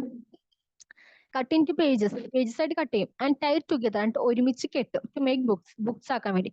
To see a birch bark manuscript 10 to page 35. ബിർച്ചിന്റെ BARC manuscript ആണെങ്കിൽ നമുക്ക് മാനുസ്ക്രിപ്റ്റിന്റെ ഒരു ഫോട്ടോയാണ് നമുക്ക് മനസ്സിലാക്കാൻ വേണ്ടി ഒരു ഫോട്ടോയാണിത്. ഇങ്ങനെയാണ് മാനുസ്ക്രിപ്റ്റ് വരുന്നത്. ഓക്കെ, അപ്പൊ നമുക്ക് പാസ്റ്റിനെ പറ്റി പഠിക്കാനുള്ള ഒരു വഴി എന്നുള്ളത് മാനുസ്ക്രിപ്റ്റ്സ് റീഡ് ചെയ്യുക എന്നുള്ളതാണ്. മാനുസ്ക്രിപ്റ്റ്സ് എന്ന പേര് വരാൻ കാരണം ലാറ്റിനിലെ മാനു മീൻസ് ഹാൻഡ് എന്നാണ്. റിട്ടൺ ബൈ ഹാൻഡ് ആയതുകൊണ്ടാണ് മാനുസ്ക്രിപ്റ്റ്സ് എന്ന് പറയുന്നത്. അത് എവിടെയാണ് റിട്ടേൺ ചെയ്യുന്നത്? പാം ലീവ്സ് അല്ലെങ്കിൽ specially prepared A BARC of A tree known as the birch. Birch എന്ന് പറയുന്ന ഒരു ട്രീയുടെ സ്പെഷ്യലി പ്രിപ്പയർഡ് ബാർക്ക് വെച്ചാണ് ചെയ്യുന്നത്. ഓക്കെ,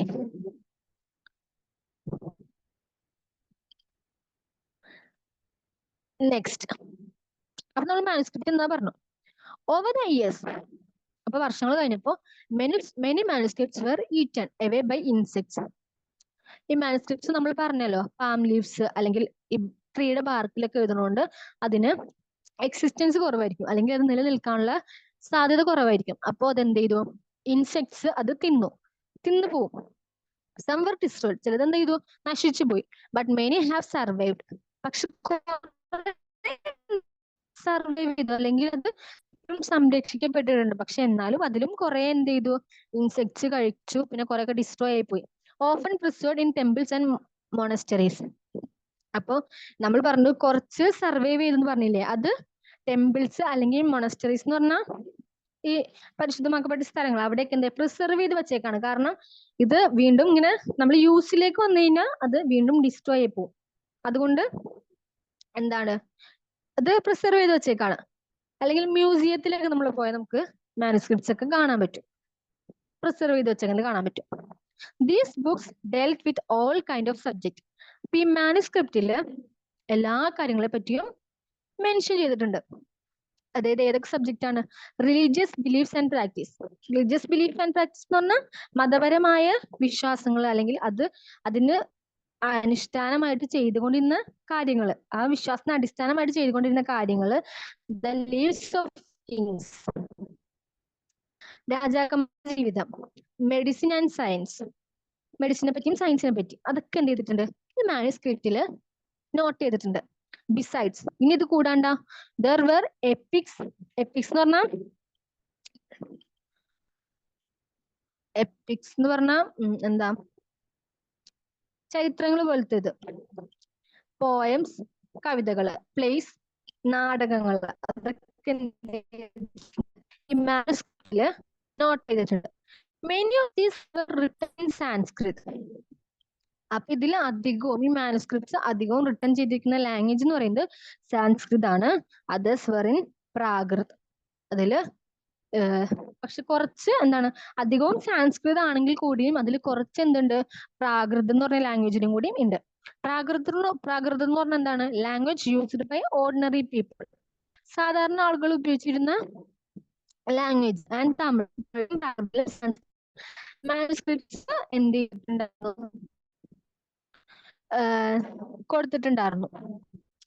ഇനി അടുത്തത്, അപ്പൊ നമ്മൾ മാനുസ്ക്രിപ്റ്റ്സ്, നമുക്ക് ഹിസ്റ്ററി പഠിക്കാനുള്ള ഒരു വേ ആണ് മാനുസ്ക്രിപ്റ്റ് എന്ന് നമ്മൾ പറഞ്ഞു. നമുക്കിനി പഠിക്കാനുള്ള അടുത്ത ഒരു അല്ലെങ്കിൽ ഹിസ്റ്ററി നമുക്ക് മനസ്സിലാക്കാനുള്ള വേറൊരു വേ ആണ് അല്ലെങ്കിൽ ഒരു വഴിയാണ് ഇൻസ്ക്രിപ്ഷൻസ് എന്ന് പറയുന്നത്. Also study inscriptions. നമുക്ക് എന്ത് ചെയ്യാം? ഇൻസ്ക്രിപ്ഷൻസ് പഠിക്കാം. These are writings on relatively hard surfaces such as stone or metal. അപ്പൊ ഇതെന്താണ്? ഇതും റൈറ്റിംഗ്സ് ആണ്, പക്ഷെ എന്താണ്? ഹാർഡ് സർഫസ്, അതായത് സ്റ്റോൺ അല്ലെങ്കിൽ മെറ്റൽ പോലത്തെ ഹാർഡ് സർഫസിലാണ് ഈ റൈറ്റിംഗ്സ് വരുന്നത്. Sometimes kings got their orders inscribed so that people could see, read and obey them. അപ്പൊ ചില സമയത്ത് എന്ത് ചെയ്തിട്ടുണ്ട്? ഈ കിങ്സിന്റെ ഓർഡറുകൾ, രാജാക്കന്മാരുടെ ഓർഡറുകൾ എന്ത് ചെയ്തിട്ടുണ്ട്? ഇങ്ങനെ ഇൻസ്ക്രൈബ് ചെയ്യാന്ന് വെച്ചാൽ ഇൻസ്ക്രിപ്ഷൻ മോഡൽ എഴുതിയിട്ടുണ്ട്. അപ്പൊ എന്ത് ചെയ്യും? ആളുകൾക്ക് കാണാനും വായിക്കാനും അതിനെ ഒബേ ചെയ്യാനും അനുസരിക്കാനും പറ്റും. അതായത് ഇതെങ്ങനെയാന്ന് വെച്ചാൽ, ഇൻസ്ക്രിപ്റ്റ് ചെയ്യാന്ന് വെച്ചാൽ ഇങ്ങനെ ചുമര് അല്ലെങ്കിൽ പാറക്കല്ലിന്റെ മുകളിലൊക്കെ എഴുതി വെക്കും. അപ്പൊ ആളുകൾ പോകുമ്പോൾ നമുക്ക് അത് കാണാൻ പറ്റുമല്ലോ, അങ്ങനെയായിരിക്കും. There are other kinds of inscriptions as well, where men and women, including kings and queens, recorded what they did. അപ്പൊ ഇതല്ലാണ്ട് എന്ത് ചെയ്തിട്ടുണ്ട്? വേറെയും ഇൻസ്ക്രിപ്ഷൻസ് ഉണ്ട്, വേറെയും തരത്തിലുള്ളത്. അതെങ്ങനെയാണ്? മെൻ ആൻഡ് വുമൺ, അതായത് സാധാരണ ആളുകള്, ഇൻക്ലൂഡിങ് കിങ്സ് ആൻഡ് ക്വീൻസ്, കിങ്ങും ക്യൂനും ആവട്ടെ അല്ലെങ്കിൽ സാധാരണ മെന്നും വുമൺ ആവട്ടെ, റെക്കോർഡ് വാട്ട് ദേ ഡിഡ്.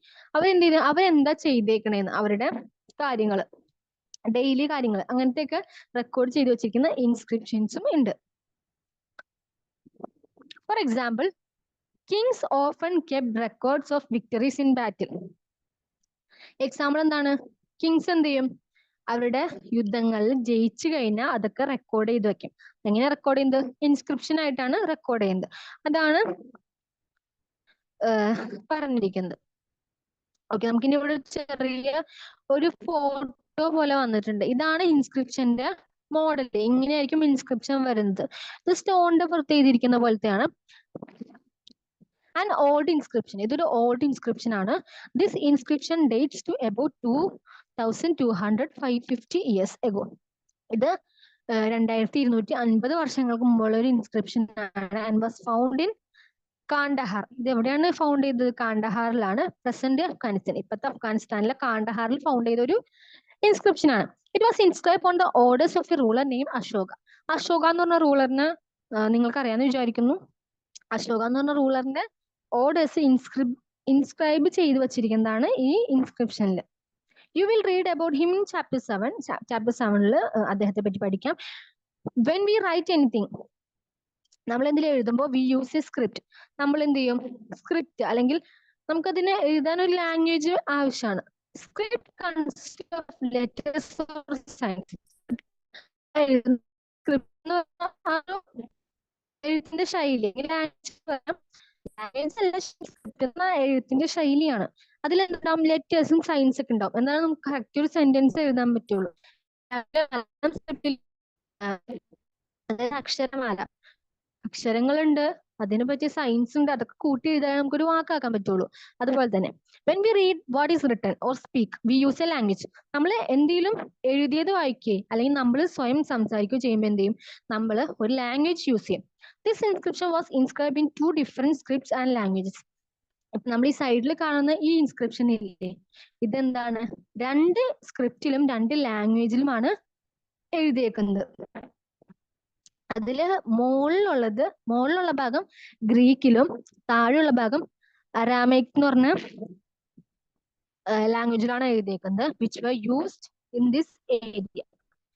ഈ ഏരിയയിൽ അപ്പൊ ഉപയോഗിച്ചിട്ട് കിട്ടിയെന്നല്ല അഫ്ഗാനിസ്ഥാനില്. അപ്പൊ ആ സമയത്ത് അവിടെ ഉപയോഗിച്ചിരുന്ന ഗ്രീക്കോ അരാമൈക് എന്ന് പറഞ്ഞ ലാംഗ്വേജിലാണ് ഈ സ്ക്രിപ്റ്റ് എഴുതിയേക്കുന്നത്. ഓക്കെ, നമുക്കിവിടെ ഒരു ക്വസ്റ്റ്യൻ കൊടുത്തിട്ടുണ്ട്.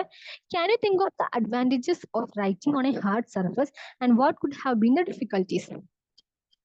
എന്താണ് ഹാർഡ് സർഫസിൽ എഴുതണതിന്റെ അഡ്വാൻറ്റേജ് എന്തായിരിക്കും? അല്ലെങ്കിൽ പിന്നെ അഡ്വാൻറ്റേജ് ഉണ്ടെങ്കിൽ എന്തായിരിക്കും, പിന്നെ അതിന്റെ ഡിഫിക്കൽട്ടി എന്തായിരിക്കും എന്നുള്ളതാണ്. എന്താ നമ്മൾ അതിന് ആൻസർ പറയാം? ഹാർഡ് സർഫസിൽ ഒരു അഡ്വാൻറ്റേജ് നമുക്ക് കുറെ കാലം കഴിഞ്ഞാലും അത് മാറി പോവില്ല.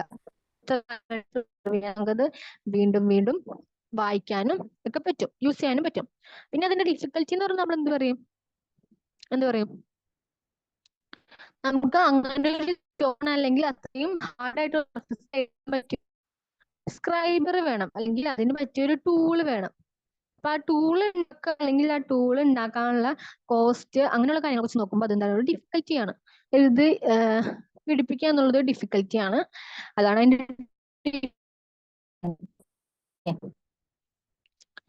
ഇനി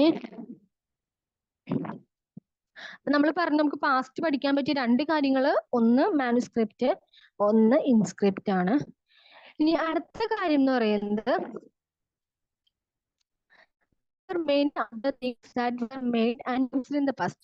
ഈ പാസ്റ്റില് വേറെ പല കാര്യങ്ങളും എന്ത്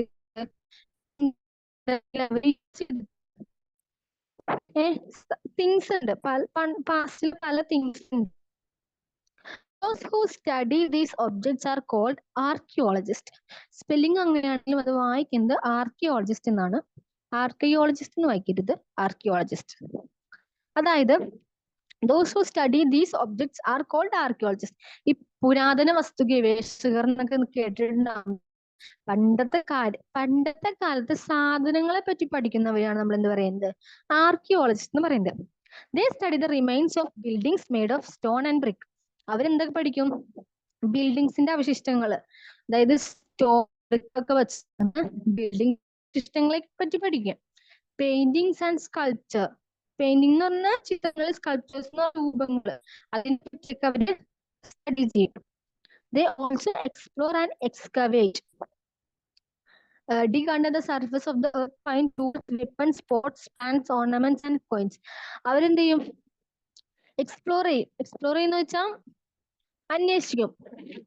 അതുപോലെ തന്നെ എക്സ്കവേറ്റ് എന്ന് വെച്ചാൽ അവർ കുഴിക്കും. എന്ത്? എർത്തിന്റെ സർഫസ് കുഴിച്ചെടുക്കും, അണ്ടറിലേക്ക് കുഴിച്ചിട്ട് അവർക്ക് എന്താണ് വേണ്ടത്? ടൂൾസ് ഉണ്ടോ നോക്കും, വെപ്പൺസ് ആയുധങ്ങൾ ഉണ്ടോ നോക്കും, പോട്ട്സ് പോട്ട്സ് എന്ന് പറഞ്ഞാൽ കലം, അതുണ്ടോ നോക്കും. പാൻസ്, പാത്രങ്ങൾ ഉണ്ടോ നോക്കും.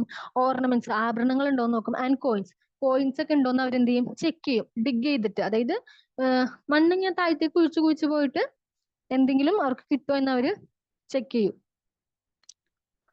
Some of these object may be made of stone, others of bone.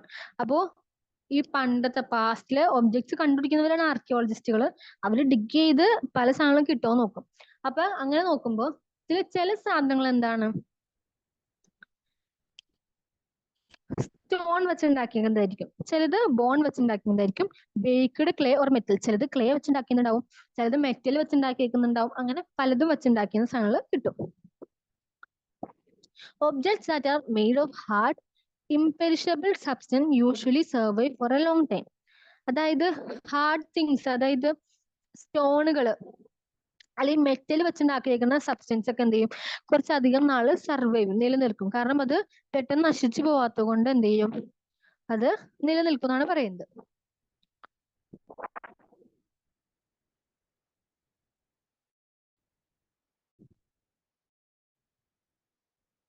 Okay, അപ്പൊ നമുക്ക് രണ്ട്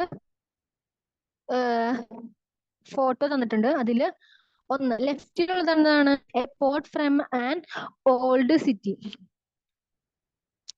പണ്ടത്തെ സിറ്റിന്ന്, ഒരു ഓൾഡ് സിറ്റിന്ന് കണ്ടുപിടിച്ച പോട്ടാണിത്. Pots like these were used about 4700 years ago. അപ്പൊ ഇങ്ങനത്തെ പോട്ട്സ് ഉപയോഗിച്ചിരിക്കുന്നത് എത്ര വർഷം മുമ്പാണ്? ഡേറ്റ് ഒക്കെ നോക്കുക, 4700 years ago ആണ് ഇങ്ങനത്തെ പോട്ട്സ് ഒക്കെ ഉപയോഗിച്ചിരിക്കുന്നത്. പിന്നെ ഇപ്പുറത്ത് റൈറ്റ് സൈഡിലുള്ളത് 1 മിനിറ്റ്, ഇതാണ് ലെഫ്റ്റ് സൈഡിലുള്ള പോട്ട് എന്ന് പറഞ്ഞത്. ഇത് റൈറ്റ് സൈഡിലുള്ള കോയിൻ. ഇത് രണ്ട് ടൈപ്പ് കോയിൻ ആണ് ഇതിൽ കൊടുത്തേക്കുന്നത്. Right and old silver coin, old silver coin ആണ് കൊടുത്തിരിക്കുന്നത്. Set as this one were using from about 2500 years ago. ഇത് എപ്പം മുതലാണ്? 2500 years ago മുതൽ യൂസ് ചെയ്യുന്ന സിൽവർ കോയിൻസ് ആണിത്. In what vase is the coin different from the one we use today? അപ്പൊ ഇതും നമ്മളിപ്പോ യൂസ് ചെയ്യുന്ന കോയിൻ തമ്മിൽ എന്താ വ്യത്യാസം എന്നാണ് ചോദിക്കുന്നത്. നമ്മുടെ കോയിൻ എന്താ, നമ്മുടെ കോയിൻ കറക്റ്റ് റൗണ്ട് ഷേപ്പ് ആണ്, അതുപോലെ ഇതിലെ പ്രിന്റിങ്സ് ഒക്കെ കറക്റ്റ് ആണ്. പക്ഷെ ഇതെന്താണ്, ഒരു ഷേപ്പ് ഇല്ലാണ്ട്, ഇതൊരു കോയിൻ എന്ന് പറയാൻ ആ സമയത്ത് കോയിൻ ആണ് ഇത്, പക്ഷെ ഇതിനെന്താണ്, ഷേപ്പ് ഇല്ല. നമ്മുടെ വെച്ച് കമ്പയർ ചെയ്യുമ്പോൾ ഇതിന് ഷേപ്പ് ഇല്ല. പിന്നെ അതിലെ സ്ക്രിപ്റ്റ് നമുക്ക് മനസ്സിലാവില്ല. നമ്മുടെ കോയിനിലുള്ള സ്ക്രിപ്റ്റ്, അതിൽ എഴുതിയിരിക്കുന്ന കാര്യങ്ങൾ നമുക്ക് എന്ത് ചെയ്യാൻ പറ്റും, വായിക്കാൻ പറ്റും, മനസ്സിലാക്കാൻ പറ്റും. പക്ഷെ ഇത് നമുക്ക് അങ്ങനെ വായിക്കാൻ പറ്റില്ല. ഐ തിങ്ക് ഇത് എന്തോ പടങ്ങളൊക്കെയാണ് ഈ കോയിൻസിലൊക്കെ കൊടുത്തേക്കുന്നത്. കണ്ട, ഇവിടെ ഓരോ പടങ്ങളൊക്കെയാണ് കൊടുത്തേക്കുന്നത്. അപ്പൊ നമുക്ക് മനസ്സിലാക്കാൻ ബുദ്ധിമുട്ടായിരിക്കും.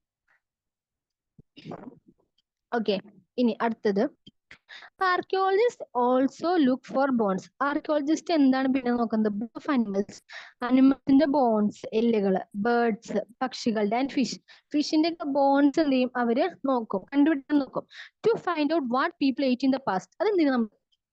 അതെന്തിനാ ആർക്കിയോളജിസ്റ്റ് എന്തിനാണ് ബോൺസ് ഓഫ് അനിമൽസും ബേർഡ്സും ഫിഷൊക്കെ അവര് കണ്ടുപിടിക്കാൻ നോക്കുന്നത്? ആ സമയത്ത് ആളുകൾ എന്ത് കഴിച്ചിരുന്നു എന്ന് കണ്ടുപിടിക്കാൻ വേണ്ടിയാണ്. Remain far more rarely. പ്ലാന്റ്സിന്റെ ഒക്കെ എന്താ അവശിഷ്ടങ്ങൾ സർവൈവ് എന്ന് പറഞ്ഞാൽ ഭയങ്കര റെയർ, അത് നടക്കാൻ സാധ്യതകളാണ്. If it's green pieces of wood have been burned, they survive in a charred form. ഇനി അങ്ങനെ സർവൈവ് ചെയ്യാൻ റെയർ ആണ്. ഇനി ഇപ്പൊ ഏതെങ്കിലും ഒരു ധാന്യത്തിന്റെയോ അല്ലെങ്കിൽ ഒരു വുഡിന്റെ പീസ് ഒക്കെ കത്തി പോയിട്ടുണ്ടെങ്കിൽ എന്ത് ചെയ്യും, അത് സർവൈവ്, അതിന്റെ ചാർഡ് ഫോമിലാണ്, അത് കത്തിയ ഫോമിലാണ് എന്ത് ചെയ്യുള്ളൂ, സർവൈവ് ചെയ്യുള്ളൂ. Do you think cloth is found frequently by archaeologist? ചോദിച്ചത് ക്ലോത്തുകൾ ആർക്കിയോളജിസ്റ്റ് ഫ്രീക്വന്റ് ആയിട്ട് ഫൗണ്ട് ചെയ്യാറുണ്ടോ എന്നാണ്. ഉണ്ടാവുമായിരിക്കോ? അന്നത്തെ ആളുകൾ ക്ലോത്ത് ഉപയോഗിച്ചിരുന്നത് വളരെ റെയർ ആയിട്ടാണ്. തോലുകളായിരുന്നു ക്ലോത്തുകൾ. ആ തോലുകൾ എന്തായിരിക്കും, അനിമൽസിന്റെ റിമൈനിങ്സ് ആയിട്ടായിരിക്കും ഫൗണ്ട് ചെയ്യുന്നത്. ഓക്കെ, അടുത്തത് നമ്മളിപ്പോ ആർക്കിയോളജിസ്റ്റിനെ പറ്റിയാണ് ഇത്ര ഞാൻ പറഞ്ഞത്. ഇനി നമുക്ക് വേറൊരു ടീമും കൂടി ഉണ്ട്, എന്ത്, ഇൻഫോർമേഷൻ പ്രൊവൈഡ് ചെയ്യാൻ പറ്റിയക്കാരാണ്. അതാരാണ്? Historians. Historians, that is, scholars who study the past, often use the word source to refer to the information found from manuscript, inscriptions and archaeology. Historians എന്ന് പറഞ്ഞാൽ സ്കോളേഴ്സ്. അവരെന്താണ്? സ്കോളേഴ്സ് എന്ന് വെച്ചാൽ എന്താ? പഠിച്ചവരാണ്. Who study the past. പാസ്റ്റിനെ പറ്റി പഠിക്കുന്നവരാണ്. പാസ്റ്റിലെ ഒബ്ജക്റ്റിനെ പറ്റി പഠിക്കുന്നവർ ആർക്കിയോളജിസ്റ്റുകളും പാസ്റ്റിനെ പറ്റി പഠിക്കുന്നവർ ഹിസ്റ്റോറിയൻസും ആണ്. മാറിപ്പോവരുത്. often use the word source. അവരെപ്പോഴും ഓപ്പൺ ആയിട്ട് ഉപയോഗിക്കുന്ന ഒരു വേർഡാണ് source to refer to the information found from manuscript, inscript and archaeology. ആർക്കിയോളജിയിൽ നിന്നും ഇൻസ്ക്രിപ്റ്റിൽ നിന്നും മാനുസ്ക്രിപ്റ്റിൽ നിന്നും കിട്ടുന്ന ഇൻഫോർമേഷനുകളെ അവര് റെഫർ ചെയ്യാൻ ഉപയോഗിക്കുന്ന വേർഡാണ് സോഴ്സ്. ഹിസ്റ്റോറിയൻസിന് ഈ ഇതിലുള്ള കാര്യങ്ങൾ, ഈ മാനുസ്ക്രിപ്റ്റും ഇൻസ്ക്രിപ്റ്റും ആർക്കിയോളജിയുടെ ഫൗണ്ടിങ്സും എന്തായിരിക്കും? സോഴ്സ്. അവർ അതിനെന്താണ് പറയുന്നത്? അവർക്കുള്ളൊരു സോഴ്സ് ആണിത്. വൺസ് സോഴ്സസ് ആർ ഫൗണ്ട്, അവർക്ക് ഒരു സോഴ്സ് കിട്ടിക്കഴിഞ്ഞാൽ learning about the past become an adventure. അവർക്ക് എന്തെയും മാറും? ഒരു അഡ്വെഞ്ചർ ആയിട്ട് മാറും. ആ പാസ്റ്റിനെ പറ്റി പഠിക്കില്ലേ. As we reconstruct it bit by bit. അപ്പൊ അവരെന്ത് ചെയ്യും? അതിനെ ഓരോന്നായിട്ട് റീകൺസ്ട്രക്ട് ചെയ്യാൻ വേണ്ടി നോക്കും. അവർക്കൊരു സോഴ്സ് കിട്ടിക്കഴിഞ്ഞാൽ അവരത് തന്നെ ഒരു അഡ്വെഞ്ചർ ആയിട്ട് എടുത്ത് അവിടെ എന്ത് സംഭവിച്ചു, അവിടെ എന്തുകൊണ്ട് ഇങ്ങനെയായി, അല്ലെങ്കിൽ എന്തുകൊണ്ട് അങ്ങനെയായി എന്നൊക്കെ അവര് റീകൺസ്ട്രക്ട് ചെയ്യാൻ ശ്രമിക്കും. So historians and archaeologist are like detectives. അപ്പൊ ഒരു ടോട്ടലി പറയുകയാണെങ്കിൽ എന്താണ്? ഹിസ്റ്റോറിയൻസും ആർക്കിയോളജിസ്റ്റുകളും ഒരു ഡിറ്റക്റ്റീവ് മോഡൽസ് ആണ്. കാരണം എന്താണ്? Who use all these sources like clues to find out about our past. അപ്പൊ ഇവരൊക്കെ എന്താണ്? ഇവര് ഈ സോഴ്സുകളെ ഒരു ക്ലൂ ആയിട്ടാണ് കണക്കാക്കുന്നത്. എന്തിനു വേണ്ടിയാണ്? നമ്മുടെ പാസ്റ്റിനെ പറ്റി കണ്ടുപിടിക്കാൻ വേണ്ടിയാണ്. ഒരു ക്ലൂ ആയിട്ടാണ് ഇവര് കണക്കാക്കുന്നത്. ഓക്കെ, അപ്പൊ നമ്മൾ ഇതില് ആർക്കിയോളജിസ്റ്റ് ആരെന്ന് പഠിച്ചു, ഹിസ്റ്റോറിയൻസ് ആരെന്ന് പഠിച്ചു. ആർക്കിയോളജിസ്റ്റ് എന്ന് പറഞ്ഞാൽ പാസ്റ്റ് ഒബ്ജക്ട്സിനെ പറ്റി പഠിക്കുന്നവര് ആർക്കിയോളജിസ്റ്റും, ഹിസ്റ്റോറിയൻസ് എന്ന് പറഞ്ഞാൽ scholars who study the past പഠിക്കുന്നവർ ഹിസ്റ്റോറിയൻസും ആണ്. ഓക്കെ, ഇനി അടുത്ത ഹെഡിങ് എന്ന് പറഞ്ഞാൽ വൺ പാസ്റ്റ് ഓർ മെനി. ഒരു പാസ്റ്റ് ഉള്ളോ നമുക്ക്, അതോ കുറെ പാസ്റ്റ് ഉണ്ടോ? ഓക്കെ, നമുക്ക് നോക്കാം. Did you notice the title of this book, Our Past? അപ്പൊ ഈ ബുക്കിന്റെ ടൈറ്റിൽ എന്തായിരുന്നു? അവർ പാസ്റ്റ് എന്നായിരുന്നു നമ്മുടെ ബുക്കിന്റെ ടൈറ്റില്. നമ്മുടെ പഴയ കാലങ്ങൾ. We have used the word past in plural to draw attention to the fact that the past was different for different groups of people. അപ്പൊ നമ്മൾ പാസ്റ്റ് എന്ന് പറയുമ്പോൾ ഒരു പ്ലൂറൽ ഫോം ആണ്. നമ്മുടെ ടെക്സ്റ്റ് ബുക്കിൽ എന്തിനാ പാസ്റ്റസ് എന്ന് ഉപയോഗിച്ചു? നമുക്ക് ഒരു പാസ്റ്റ് അല്ലേ ഉള്ളൂ എന്ന് നമുക്ക് ചിന്തിക്കാം. ഇങ്ങനെ ഈ പാസ്റ്റസ് ഉപയോഗിച്ചത്, പ്ലൂറൽ ഫോമിൽ ഉപയോഗിച്ചത് എന്തിനാണ്? Draw attention to the fact. നമുക്കൊരു കാര്യം മനസ്സിലാക്കി തരാൻ വേണ്ടിയാണ്. That the past was different for different group of people. പല ആളുകൾക്കും പല ടൈപ്പ് ആയിരിക്കും എന്തുണ്ടാവുക? പാസ്റ്റ് ഉണ്ടാവുക. അപ്പൊ നമ്മള് നേരത്തെ പറഞ്ഞു നോർമൽ മെൻ, വുമൺ ഇതിനെ പറ്റി പറഞ്ഞു. അതുപോലെ കിങ് ക്വീൻസിനെ പറ്റി പറഞ്ഞു, മെർച്ചന്റ്സിനെ പറ്റി പറഞ്ഞു. അവർക്കൊക്കെ ഓരോ ടൈപ്പ് പാസ്റ്റ് ആയിരിക്കും ഉണ്ടാവുക. അതാണ് നമ്മൾ പാസ്റ്റ് മെൻഷൻ ചെയ്തത്. For example, the lives of herders or farmers were different from those of kings and queens. നമ്മൾ പറഞ്ഞ ഉദാഹരണത്തിന് ആട്ടിടയന്മാരുടെയും കർഷകരുടെയും ജീവിതം എന്തായിരിക്കില്ല കിങ്സ് ക്വീൻസിനെ പോലെ ആയിരിക്കോ? അല്ലല്ലോ, അത് വ്യത്യാസമായിരിക്കും. The lives of merchants were different from those of craft person ഇന്ന് ഡിഫറെന്റ് ആയിരിക്കും മെർച്ചന്റ്സിന്റെ ലീവ്സ് ആൻഡ് സോ ഓൺ. അങ്ങനെയാണ് എല്ലാവരുടെയും പലരുടെയും പല ലീവിങ്സ് ആണ്. അതാണ് പാസ്റ്റസ് എന്ന് പറഞ്ഞിരിക്കുന്നത്. അതുപോലെ തന്നെ also as it's true even to, അത് ഇപ്പോഴും എന്താണ് ട്രൂ അല്ലേ? അതായത് പലർക്കും പല ജീവിതങ്ങളല്ലേ. People follow different practices and customs in different parts of the country. ഈ കൺട്രി, നമ്മുടെ ഇന്ത്യ എന്ന് പറഞ്ഞ കൺട്രി തന്നെ എത്ര സ്റ്റേറ്റ്സ് ഉണ്ട്? അതില് ഓക്കെ, എത്ര സ്റ്റേറ്റ്സ് ഉണ്ട്? സ്റ്റേറ്റിൽ എന്ന് പറഞ്ഞ സ്റ്റേറ്റില് എത്ര ജില്ലകളുണ്ട്? ആ ജില്ലകൾ എത്ര സ്ഥലങ്ങളുണ്ട്? ആ സ്ഥലങ്ങളിൽ പലരും പല രീതിയിലല്ലേ ഓരോ കസ്റ്റംസും റിച്വൽസും ഒക്കെ ചെയ്യുന്നത്. അതാണ് ഇവിടെ ഉദാഹരണമായിട്ട് പറഞ്ഞിരിക്കുന്നത്. Different practice and custom in different parts of the country. For example, today most people living in the Andaman island get their own food by fishing. Example പറഞ്ഞേക്കുന്നതാണ് ആൻഡമാൻ ഐലൻഡ്, ആൻഡമാൻ നിക്കോബാർ ഐലൻഡില്ലേ, അവിടെ ജീവിക്കുന്ന അധികം ആളുകളും എന്ത് ചെയ്യാണ്?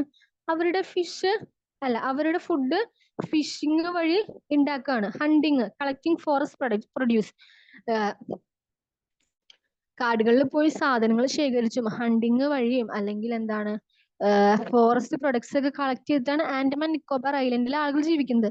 പക്ഷെ ബൈ കോൺട്രാസ്റ്റ് അതിന് വിപരീതമായിട്ട് most people living in cities depend on others for supplies of food.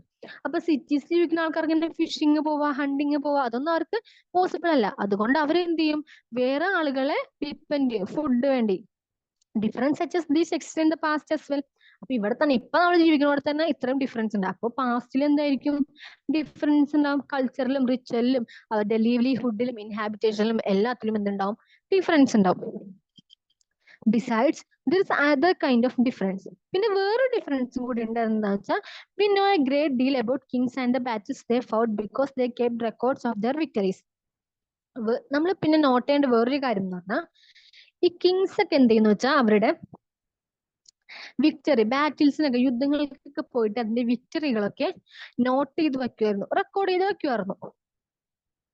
Generally ordinary people such as hunters, fishing folk, gatherers, farmers or herders did not keep record of what they did. പക്ഷെ എന്ത് ചെയ്തിട്ടില്ല, ordinary people ആയ hunters, അതുപോലെ phishing folk എന്ന് വെച്ചാൽ മുക്കുവന്മാര്, gathers, farmers അല്ലെങ്കിൽ ആട്ടിടയന്മാര്, ഇവരൊന്നും എന്ത് ചെയ്തിട്ടില്ല, അവരെന്താ ചെയ്തെന്നുള്ള റെക്കോർഡ് ചെയ്തിട്ടില്ല. അവരെന്താ ചെയ്തെന്നുള്ള റെക്കോർഡില്ല. While archaeology help us to find about their lives. പക്ഷെ ആർക്കിയോളജിസ്റ്റുകൾ എന്താണ്, അവരെങ്ങനെ ജീവിച്ചു എന്നൊക്കെ കണ്ടുപിടിക്കാൻ ഒരുപാട് ശ്രമങ്ങൾ നടത്തുകയും നമുക്ക് അതിനെപ്പറ്റി പറഞ്ഞു തരികയും ചെയ്യുന്നുണ്ട്. ഈവൻ തോ എന്നാലും എന്താണ്, there is much that remains unknown. ഇപ്പോഴും അറിയാത്ത കുറെ കാര്യങ്ങളുണ്ട്. അവരങ്ങനെ റെക്കോർഡ് ചെയ്ത് വെച്ചിരുന്നെങ്കിൽ അവരുടെ നോർമൽ ലൈഫ് എങ്ങനെയാന്ന് നമുക്ക് മനസ്സിലാകുമായിരുന്നു. ഇപ്പൊ കിങ്സ് ക്വീൻസ് ഒക്കെ ഇതൊക്കെ റെക്കോർഡ് ചെയ്തു വെച്ചിരിക്കുന്നതുകൊണ്ട് അവരുടെ ഒരു ലക്ഷറി ലൈഫ് എങ്ങനെയാ നമുക്ക് ഹിസ്റ്ററി വായിച്ചാൽ മനസ്സിലാകും. പക്ഷെ ഈ നോർമൽ പീപ്പിള് ഇത് ഒന്നും വെക്കാത്ത കൊണ്ട് അവര് എന്ത് ചെയ്തു, അല്ലെങ്കിൽ എങ്ങനെ ജീവിച്ചു, അല്ലെങ്കിൽ അവരുടെ ഡ്രസ് എന്തായിരുന്നു, അവരെന്താ കഴിച്ചത്, അങ്ങനെയുള്ള പല കാര്യങ്ങളും കുറെയൊക്കെ ആർക്കിയോളജിസ്റ്റുകൾ എന്താണ് എക്സ്പ്ലോർ ചെയ്തെടുത്തിട്ടുണ്ടെങ്കിൽ പോലും നമുക്ക് കുറെ കാര്യങ്ങൾ അൺനോൺ ആയിട്ട് റിമെയിൻ ചെയ്യാണ്.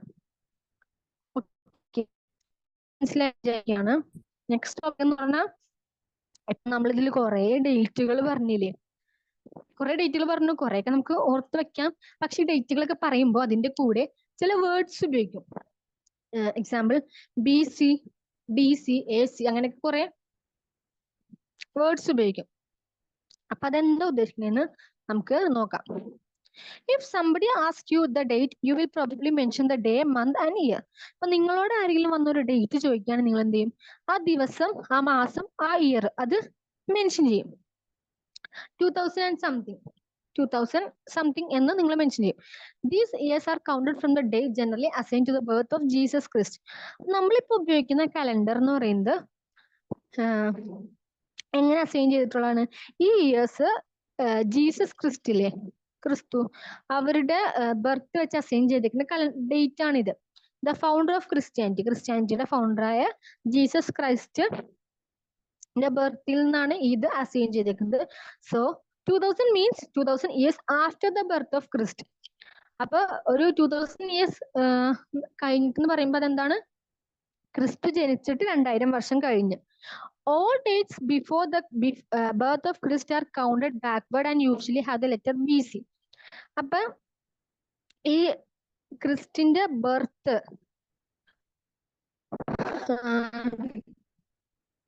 ക്രിസ്റ്റിന്റെ മുമ്പുള്ള ഡേറ്റുകളൊക്കെ യൂഷ്വലി ഇങ്ങനെ ബാക്ക്വേർഡ് ആണ് കൗണ്ട് ചെയ്യുന്നത്. അതില് BC എന്നുള്ള ഇതുണ്ടാവും, ഒരു ടാഗ് ഉണ്ടാവും. അപ്പൊ നമ്മൾ നോക്കുകയാണെങ്കിൽ ഹിസ്റ്ററി ഒക്കെ നോക്കുകയാണെങ്കിൽ BC 2000 to BC 1000 എന്നാണ് കാണുള്ളൂ. ശരിക്കും നമ്മൾ എഴുതുമ്പോ എങ്ങനെയാണ് 1000 to 2000 ഇയേഴ്സ് എന്നല്ലേ എഴുതുള്ളൂ. പക്ഷെ BC എഴുതുമ്പോൾ ബാക്ക്വേർഡ് ആണ് എഴുതുന്നത്. BC 2000 to 1000 ഇയേഴ്സ് എന്നാണ് എഴുതുന്നത്. BC മീൻസ് ബിഫോർ ക്രിസ്റ്റ് ജനിക്കുന്നതിന് മുമ്പുള്ളതാണ് BC എന്നുള്ളത്. In this book we will refer to dates going back from the present. അപ്പൊ നമ്മൾ ഈ ബുക്കിൽ എന്ത് ചെയ്യുന്നുണ്ട്, അങ്ങനെ ബാക്കിലേക്ക് പോകുന്ന ഡേറ്റ്സ് പ്രിഫർ ചെയ്യുന്നുണ്ട്. Using 2000 as our starting point. നമ്മൾ 2000 നമ്മുടെ സ്റ്റാർട്ടിംഗ് പോയിന്റ് ആയിട്ട് എടുത്തിട്ടാണ് ബാക്കിലേക്ക് പോകുന്നത് പ്രിഫർ ചെയ്യുന്നത്. ഇനി ഇവിടെ കുറച്ച് ലെറ്റേഴ്സ് വിത്ത് ഡേറ്റ്. ഡേറ്റിന്റെ കൂടെ കുറച്ച് ലെറ്ററുകൾ ഉണ്ടാവും. അത് ഏതൊക്കെയാണെന്നാണ് ജസ്റ്റ് നോട്ട് ചെയ്ത് വെക്കുക. 1 വേർഡ് ചോദിച്ചാൽ എഴുതാൻ പറ്റും. BC stand for before Christ. നമ്മളിപ്പോൾ പറഞ്ഞു BC എന്നുള്ളത് ബിഫോർ ക്രിസ്റ്റ് എന്നുള്ളതാണ്. You will sometimes find AD before date. ഡേറ്റിന് മുമ്പ് ചിലപ്പോൾ എന്ത് ചെയ്യും AD എന്ന് കാണും. This stand for 2 Latin words. ഈ 2 ലാറ്റിൻ വേർഡ്സിന് വേണ്ടിയുള്ളതാണ് AD. അന്നോ ഡൊമിനി എന്ന് പറഞ്ഞ അതാണ് അതിന്റെ expansion. Meaning in the year of lord. അതായത് ലോഡിന്റെ സമയത്തുള്ളതാണ് AD. ബിഫോർ ക്രിസ്റ്റ് എന്ന് പറഞ്ഞാൽ ക്രിസ്തുവിന് മുമ്പുള്ളത്. AD means in the year of lord എന്നാണ്. That is Christ. ലോഡ് എന്ന് പറഞ്ഞാൽ ക്രിസ്റ്റിന്റെ സമയത്ത്. അത് ലാറ്റിൻ വേർഡ് ആണ്. അന്നോ ഡൊമിനി അബ്രേഷൻ ആണ് AD. So 2012 can be written as AD 2012. അപ്പൊ നമ്മുടെ 2012 എന്ത് ചെയ്യാം AD 2012 എന്ന് എഴുതാം. Sometimes C is used instead of AD and BCE instead of BC. ഇനി ADക്ക് പകരം ചിലപ്പോൾ CE എഴുതും. അതുപോലെ BCക്ക് പകരം BCE എഴുതും. CE എന്ന് പറയുന്നത് എന്താണ്? കോമൺ എറ. BCE എന്ന് പറഞ്ഞാൽ ബിഫോർ കോമൺ എറ. ഇത് രണ്ടുമാണ് ഉള്ളത്. We use this term because the Christian era is now used in most countries of the world. നമ്മൾ ഇത് ഇടയ്ക്ക് ഉപയോഗിക്കുന്നു പറയാതെ എന്തിനാ വെച്ചാൽ ഇപ്പോൾ അധിക കൺട്രിയിലും ഉപയോഗിക്കുന്നത് എന്താണ്? ക്രിസ്ത്യൻ ഇറ വെച്ചിട്ടാണ് അധിക കൺട്രിയിലും ഡിനോട്ട് ചെയ്ത്. In India we began using this form of dating from about 200 years ago. പക്ഷെ നമ്മൾ ഇവിടെ എന്താണ് 200 years ago ആയിട്ടുള്ളൂ ഈ BC യൂസ് ചെയ്യാൻ തുടങ്ങിയത്. അപ്പൊ നമ്മൾ ചില ഹിസ്റ്ററി ബുക്സ് ഒക്കെ നോക്കിക്കഴിഞ്ഞാൽ ഇന്ത്യയിലുള്ള ചില ഹിസ്റ്ററി ബുക്സ് നോക്കിക്കഴിഞ്ഞാൽ നമുക്ക് അതിൽ BCE അല്ലെങ്കിൽ എന്താണ് കാണാൻ പറ്റുന്നത്? CE കാണാൻ പറ്റും. Okay. In India, we began using this form of dating from about 200 years ago, and sometimes the letter BP means before present are used. അപ്പൊ നമ്മള് ചില സമയത്ത് എന്ത് ചെയ്യും BP എന്ന് പറഞ്ഞതും യൂസ് ചെയ്യും. BP എന്ന് പറഞ്ഞാൽ ബിഫോർ പ്രസന്റ് എന്നാണ് യൂസ് ചെയ്യുന്നത്. ഓക്കെ. അപ്പൊ നമ്മള് നമ്മുടെ പാസ്റ്റിനെ പറ്റിയുള്ള ഇൻട്രൊഡക്ഷൻ ആണ് പഠിച്ചത്. നമ്മൾ ഇതിൽ എന്തൊക്കെ പഠിച്ചു? ഷോർട്ടായിട്ട് പറയാൻ എന്തൊക്കെ പഠിച്ചു? ആളുകൾ എങ്ങനെ ജീവിച്ചിരുന്നു എന്ന് പഠിച്ചു. കിങ്സിന്റെ ക്വീൻസിന്റെ കാര്യങ്ങൾ പഠിച്ചു. അതുപോലെ ട്രാവൽ ചെയ്ത കാര്യങ്ങൾ പറഞ്ഞു. പിന്നെന്താണ് ലൊക്കേഷൻസ് ഇൻഡസ്, നർമ്മദ, ഗംഗ, പിന്നെ ഏതൊക്കെ ഹില്ല നമ്മൾ പറഞ്ഞത്? രണ്ടൊന്ന് ഹില്ലുകൾ പറഞ്ഞു. പിന്നെ അങ്ങനെ കുറച്ച് സ്ഥലങ്ങൾ പറഞ്ഞു. അതൊക്കെ നോട്ട് ചെയ്യുക. മാപ്പ് ലൊക്കേറ്റ് ചെയ്യാൻ പഠിക്കുക. പിന്നെ ഹിസ്റ്റോറിയൻസിനെ പറ്റി പറഞ്ഞു, ആർക്കിയോളജിസ്റ്റിനെ പറ്റി പറഞ്ഞു, മാനുസ്ക്രിപ്റ്റ് ഇൻസ്ക്രിപ്ഷൻസിനെ പറ്റി പറഞ്ഞു. അതൊക്കെ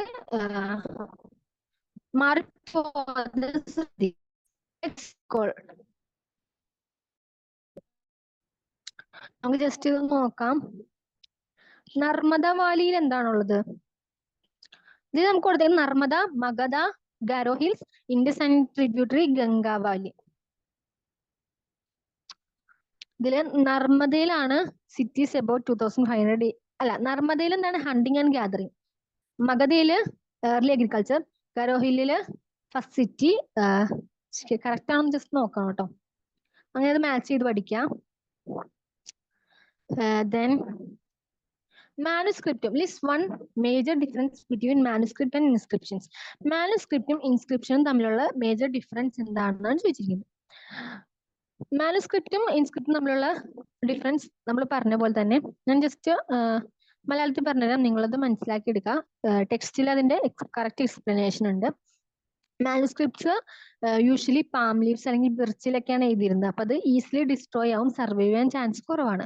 പക്ഷെ ഇൻസ്ക്രിപ്ഷൻ എന്താണ് ഹാർഡ് സർഫേസിൽ എഴുതിയോണ്ട് സർവൈവൽ ചാൻസ് കൂടുതലാണ്. അപ്പൊ നമുക്ക് കൂടുതൽ കാര്യങ്ങൾ എന്ത് ചെയ്യാൻ പറ്റും? ഇൻസ്ക്രിപ്റ്റ് ചെയ്ത് വെച്ചിരുന്നെങ്കിൽ നമുക്ക് കുറച്ചുകൂടി കൂടുതൽ കാര്യങ്ങൾ നമുക്ക് അറിയാൻ പറ്റില്ല. മാനുസ്ക്രിപ്റ്റ്സ് കുറെയൊക്കെ ഡിസ്ട്രോയ് ചെയ്യപ്പെടുമ്പോൾ നമുക്ക് ആ കാര്യങ്ങൾ ചിലപ്പോൾ അൺനോൺ ആയിട്ട് ഉണ്ടാവും. ഓക്കെ, അതാണ് അതിന്റെ difference. Okay, then return to Rashida's question. Can you think of some answer to റഷീദയുടെ ക്വസ്റ്റ്യൻ വെച്ച് നമുക്ക് എന്താ? റഷീദയുടെ ക്വസ്റ്റ്യൻ എന്തായിരുന്നു? വർഷങ്ങൾക്ക് മുമ്പ് എന്ന് കണ്ടപ്പോൾ അത്ഭുതപ്പെട്ടു. അങ്ങനെ വർഷങ്ങൾക്ക് മുമ്പുള്ള കാര്യങ്ങൾ നമ്മൾ എങ്ങനെ കണ്ടുപിടിക്കും എന്നുള്ളതാണ്. ഓക്കെ, അപ്പൊ നമ്മൾ പറഞ്ഞു നമുക്ക് അതിനുള്ള ക്വസ്റ്റ്യൻ ആണ് നമ്മൾ ഈ ചാപ്റ്ററിൽ നമ്മൾ പഠിച്ചത്. അതിന് നമുക്ക് ഹിസ്റ്ററി ഉള്ളത്. ഹിസ്റ്റോറിയൻസ്, ആർക്കിയോളജിസ്റ്റ് അവരെന്ത് ചെയ്യും?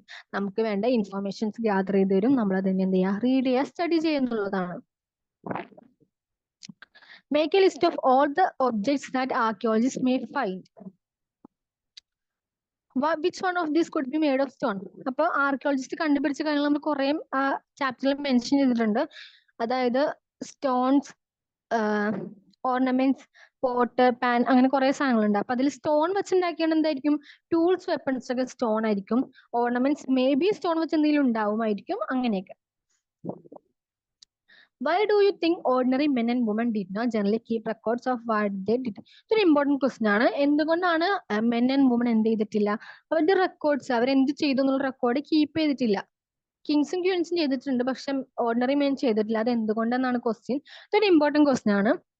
ഇതിന്റെ ആൻസർ എന്താന്ന് പറഞ്ഞാൽ, ഒന്ന് അവിടുത്തെ അവരുടെ ജീവിത സാഹചര്യം. ഓർഡിനറി മെന്നിന് എന്താണ്, ഓർഡിനറി മെൻ വർക്ക് എന്താണ്, അണ്ടർ ദ കിങ്സിന്റെ കീഴിൽ വർക്ക് ചെയ്യുന്നവരാണ് ഓർഡിനറി മെൻസ്. അവരുടെ കൾച്ചർ അല്ലെങ്കിൽ അവരുടെ ജീവിത ശൈലി എന്ത് ചെയ്തിട്ടില്ല, അവരെ അതിനുള്ള അവസരം അവർക്ക് ഉണ്ടാക്കി കൊടുത്തിട്ടില്ല. പിന്നെ വേറൊരു ബിഗ് റീസൺ എന്ന് പറഞ്ഞാൽ അവര് ഇല്ലിറ്ററേറ്റ് ആയിരുന്നു, അവർക്ക് വിദ്യാഭ്യാസം ഉണ്ടായിരുന്നില്ല. അല്ലെങ്കിൽ അങ്ങനെ അത്രയും ഒരു വിദ്യാഭ്യാസം കരസ്ഥമാക്കാനുള്ള ഒരു സാമ്പത്തിക ശേഷി ഓർഡിനറി മെൻ ഇല്ലാത്തതുകൊണ്ടാണ് എന്ത് ചെയ്യാത്തത്, അവരതിനെ സ്ക്രിപ്റ്റ് ചെയ്യാത്തത്. അവർക്ക് അതിനുള്ള വിദ്യാഭ്യാസം ഉണ്ടായിരുന്നില്ല എന്നുള്ളതാണ്.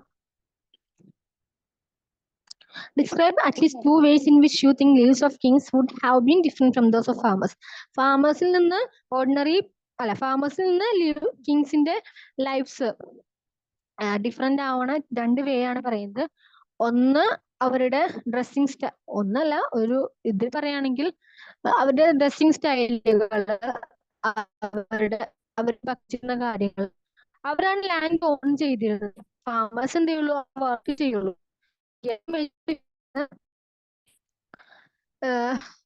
ഫാമേഴ്സ് വർക്കേഴ്സും കിങ്സ് അതിന്റെ ലാൻഡ് ഓണേഴ്സും ആണ്.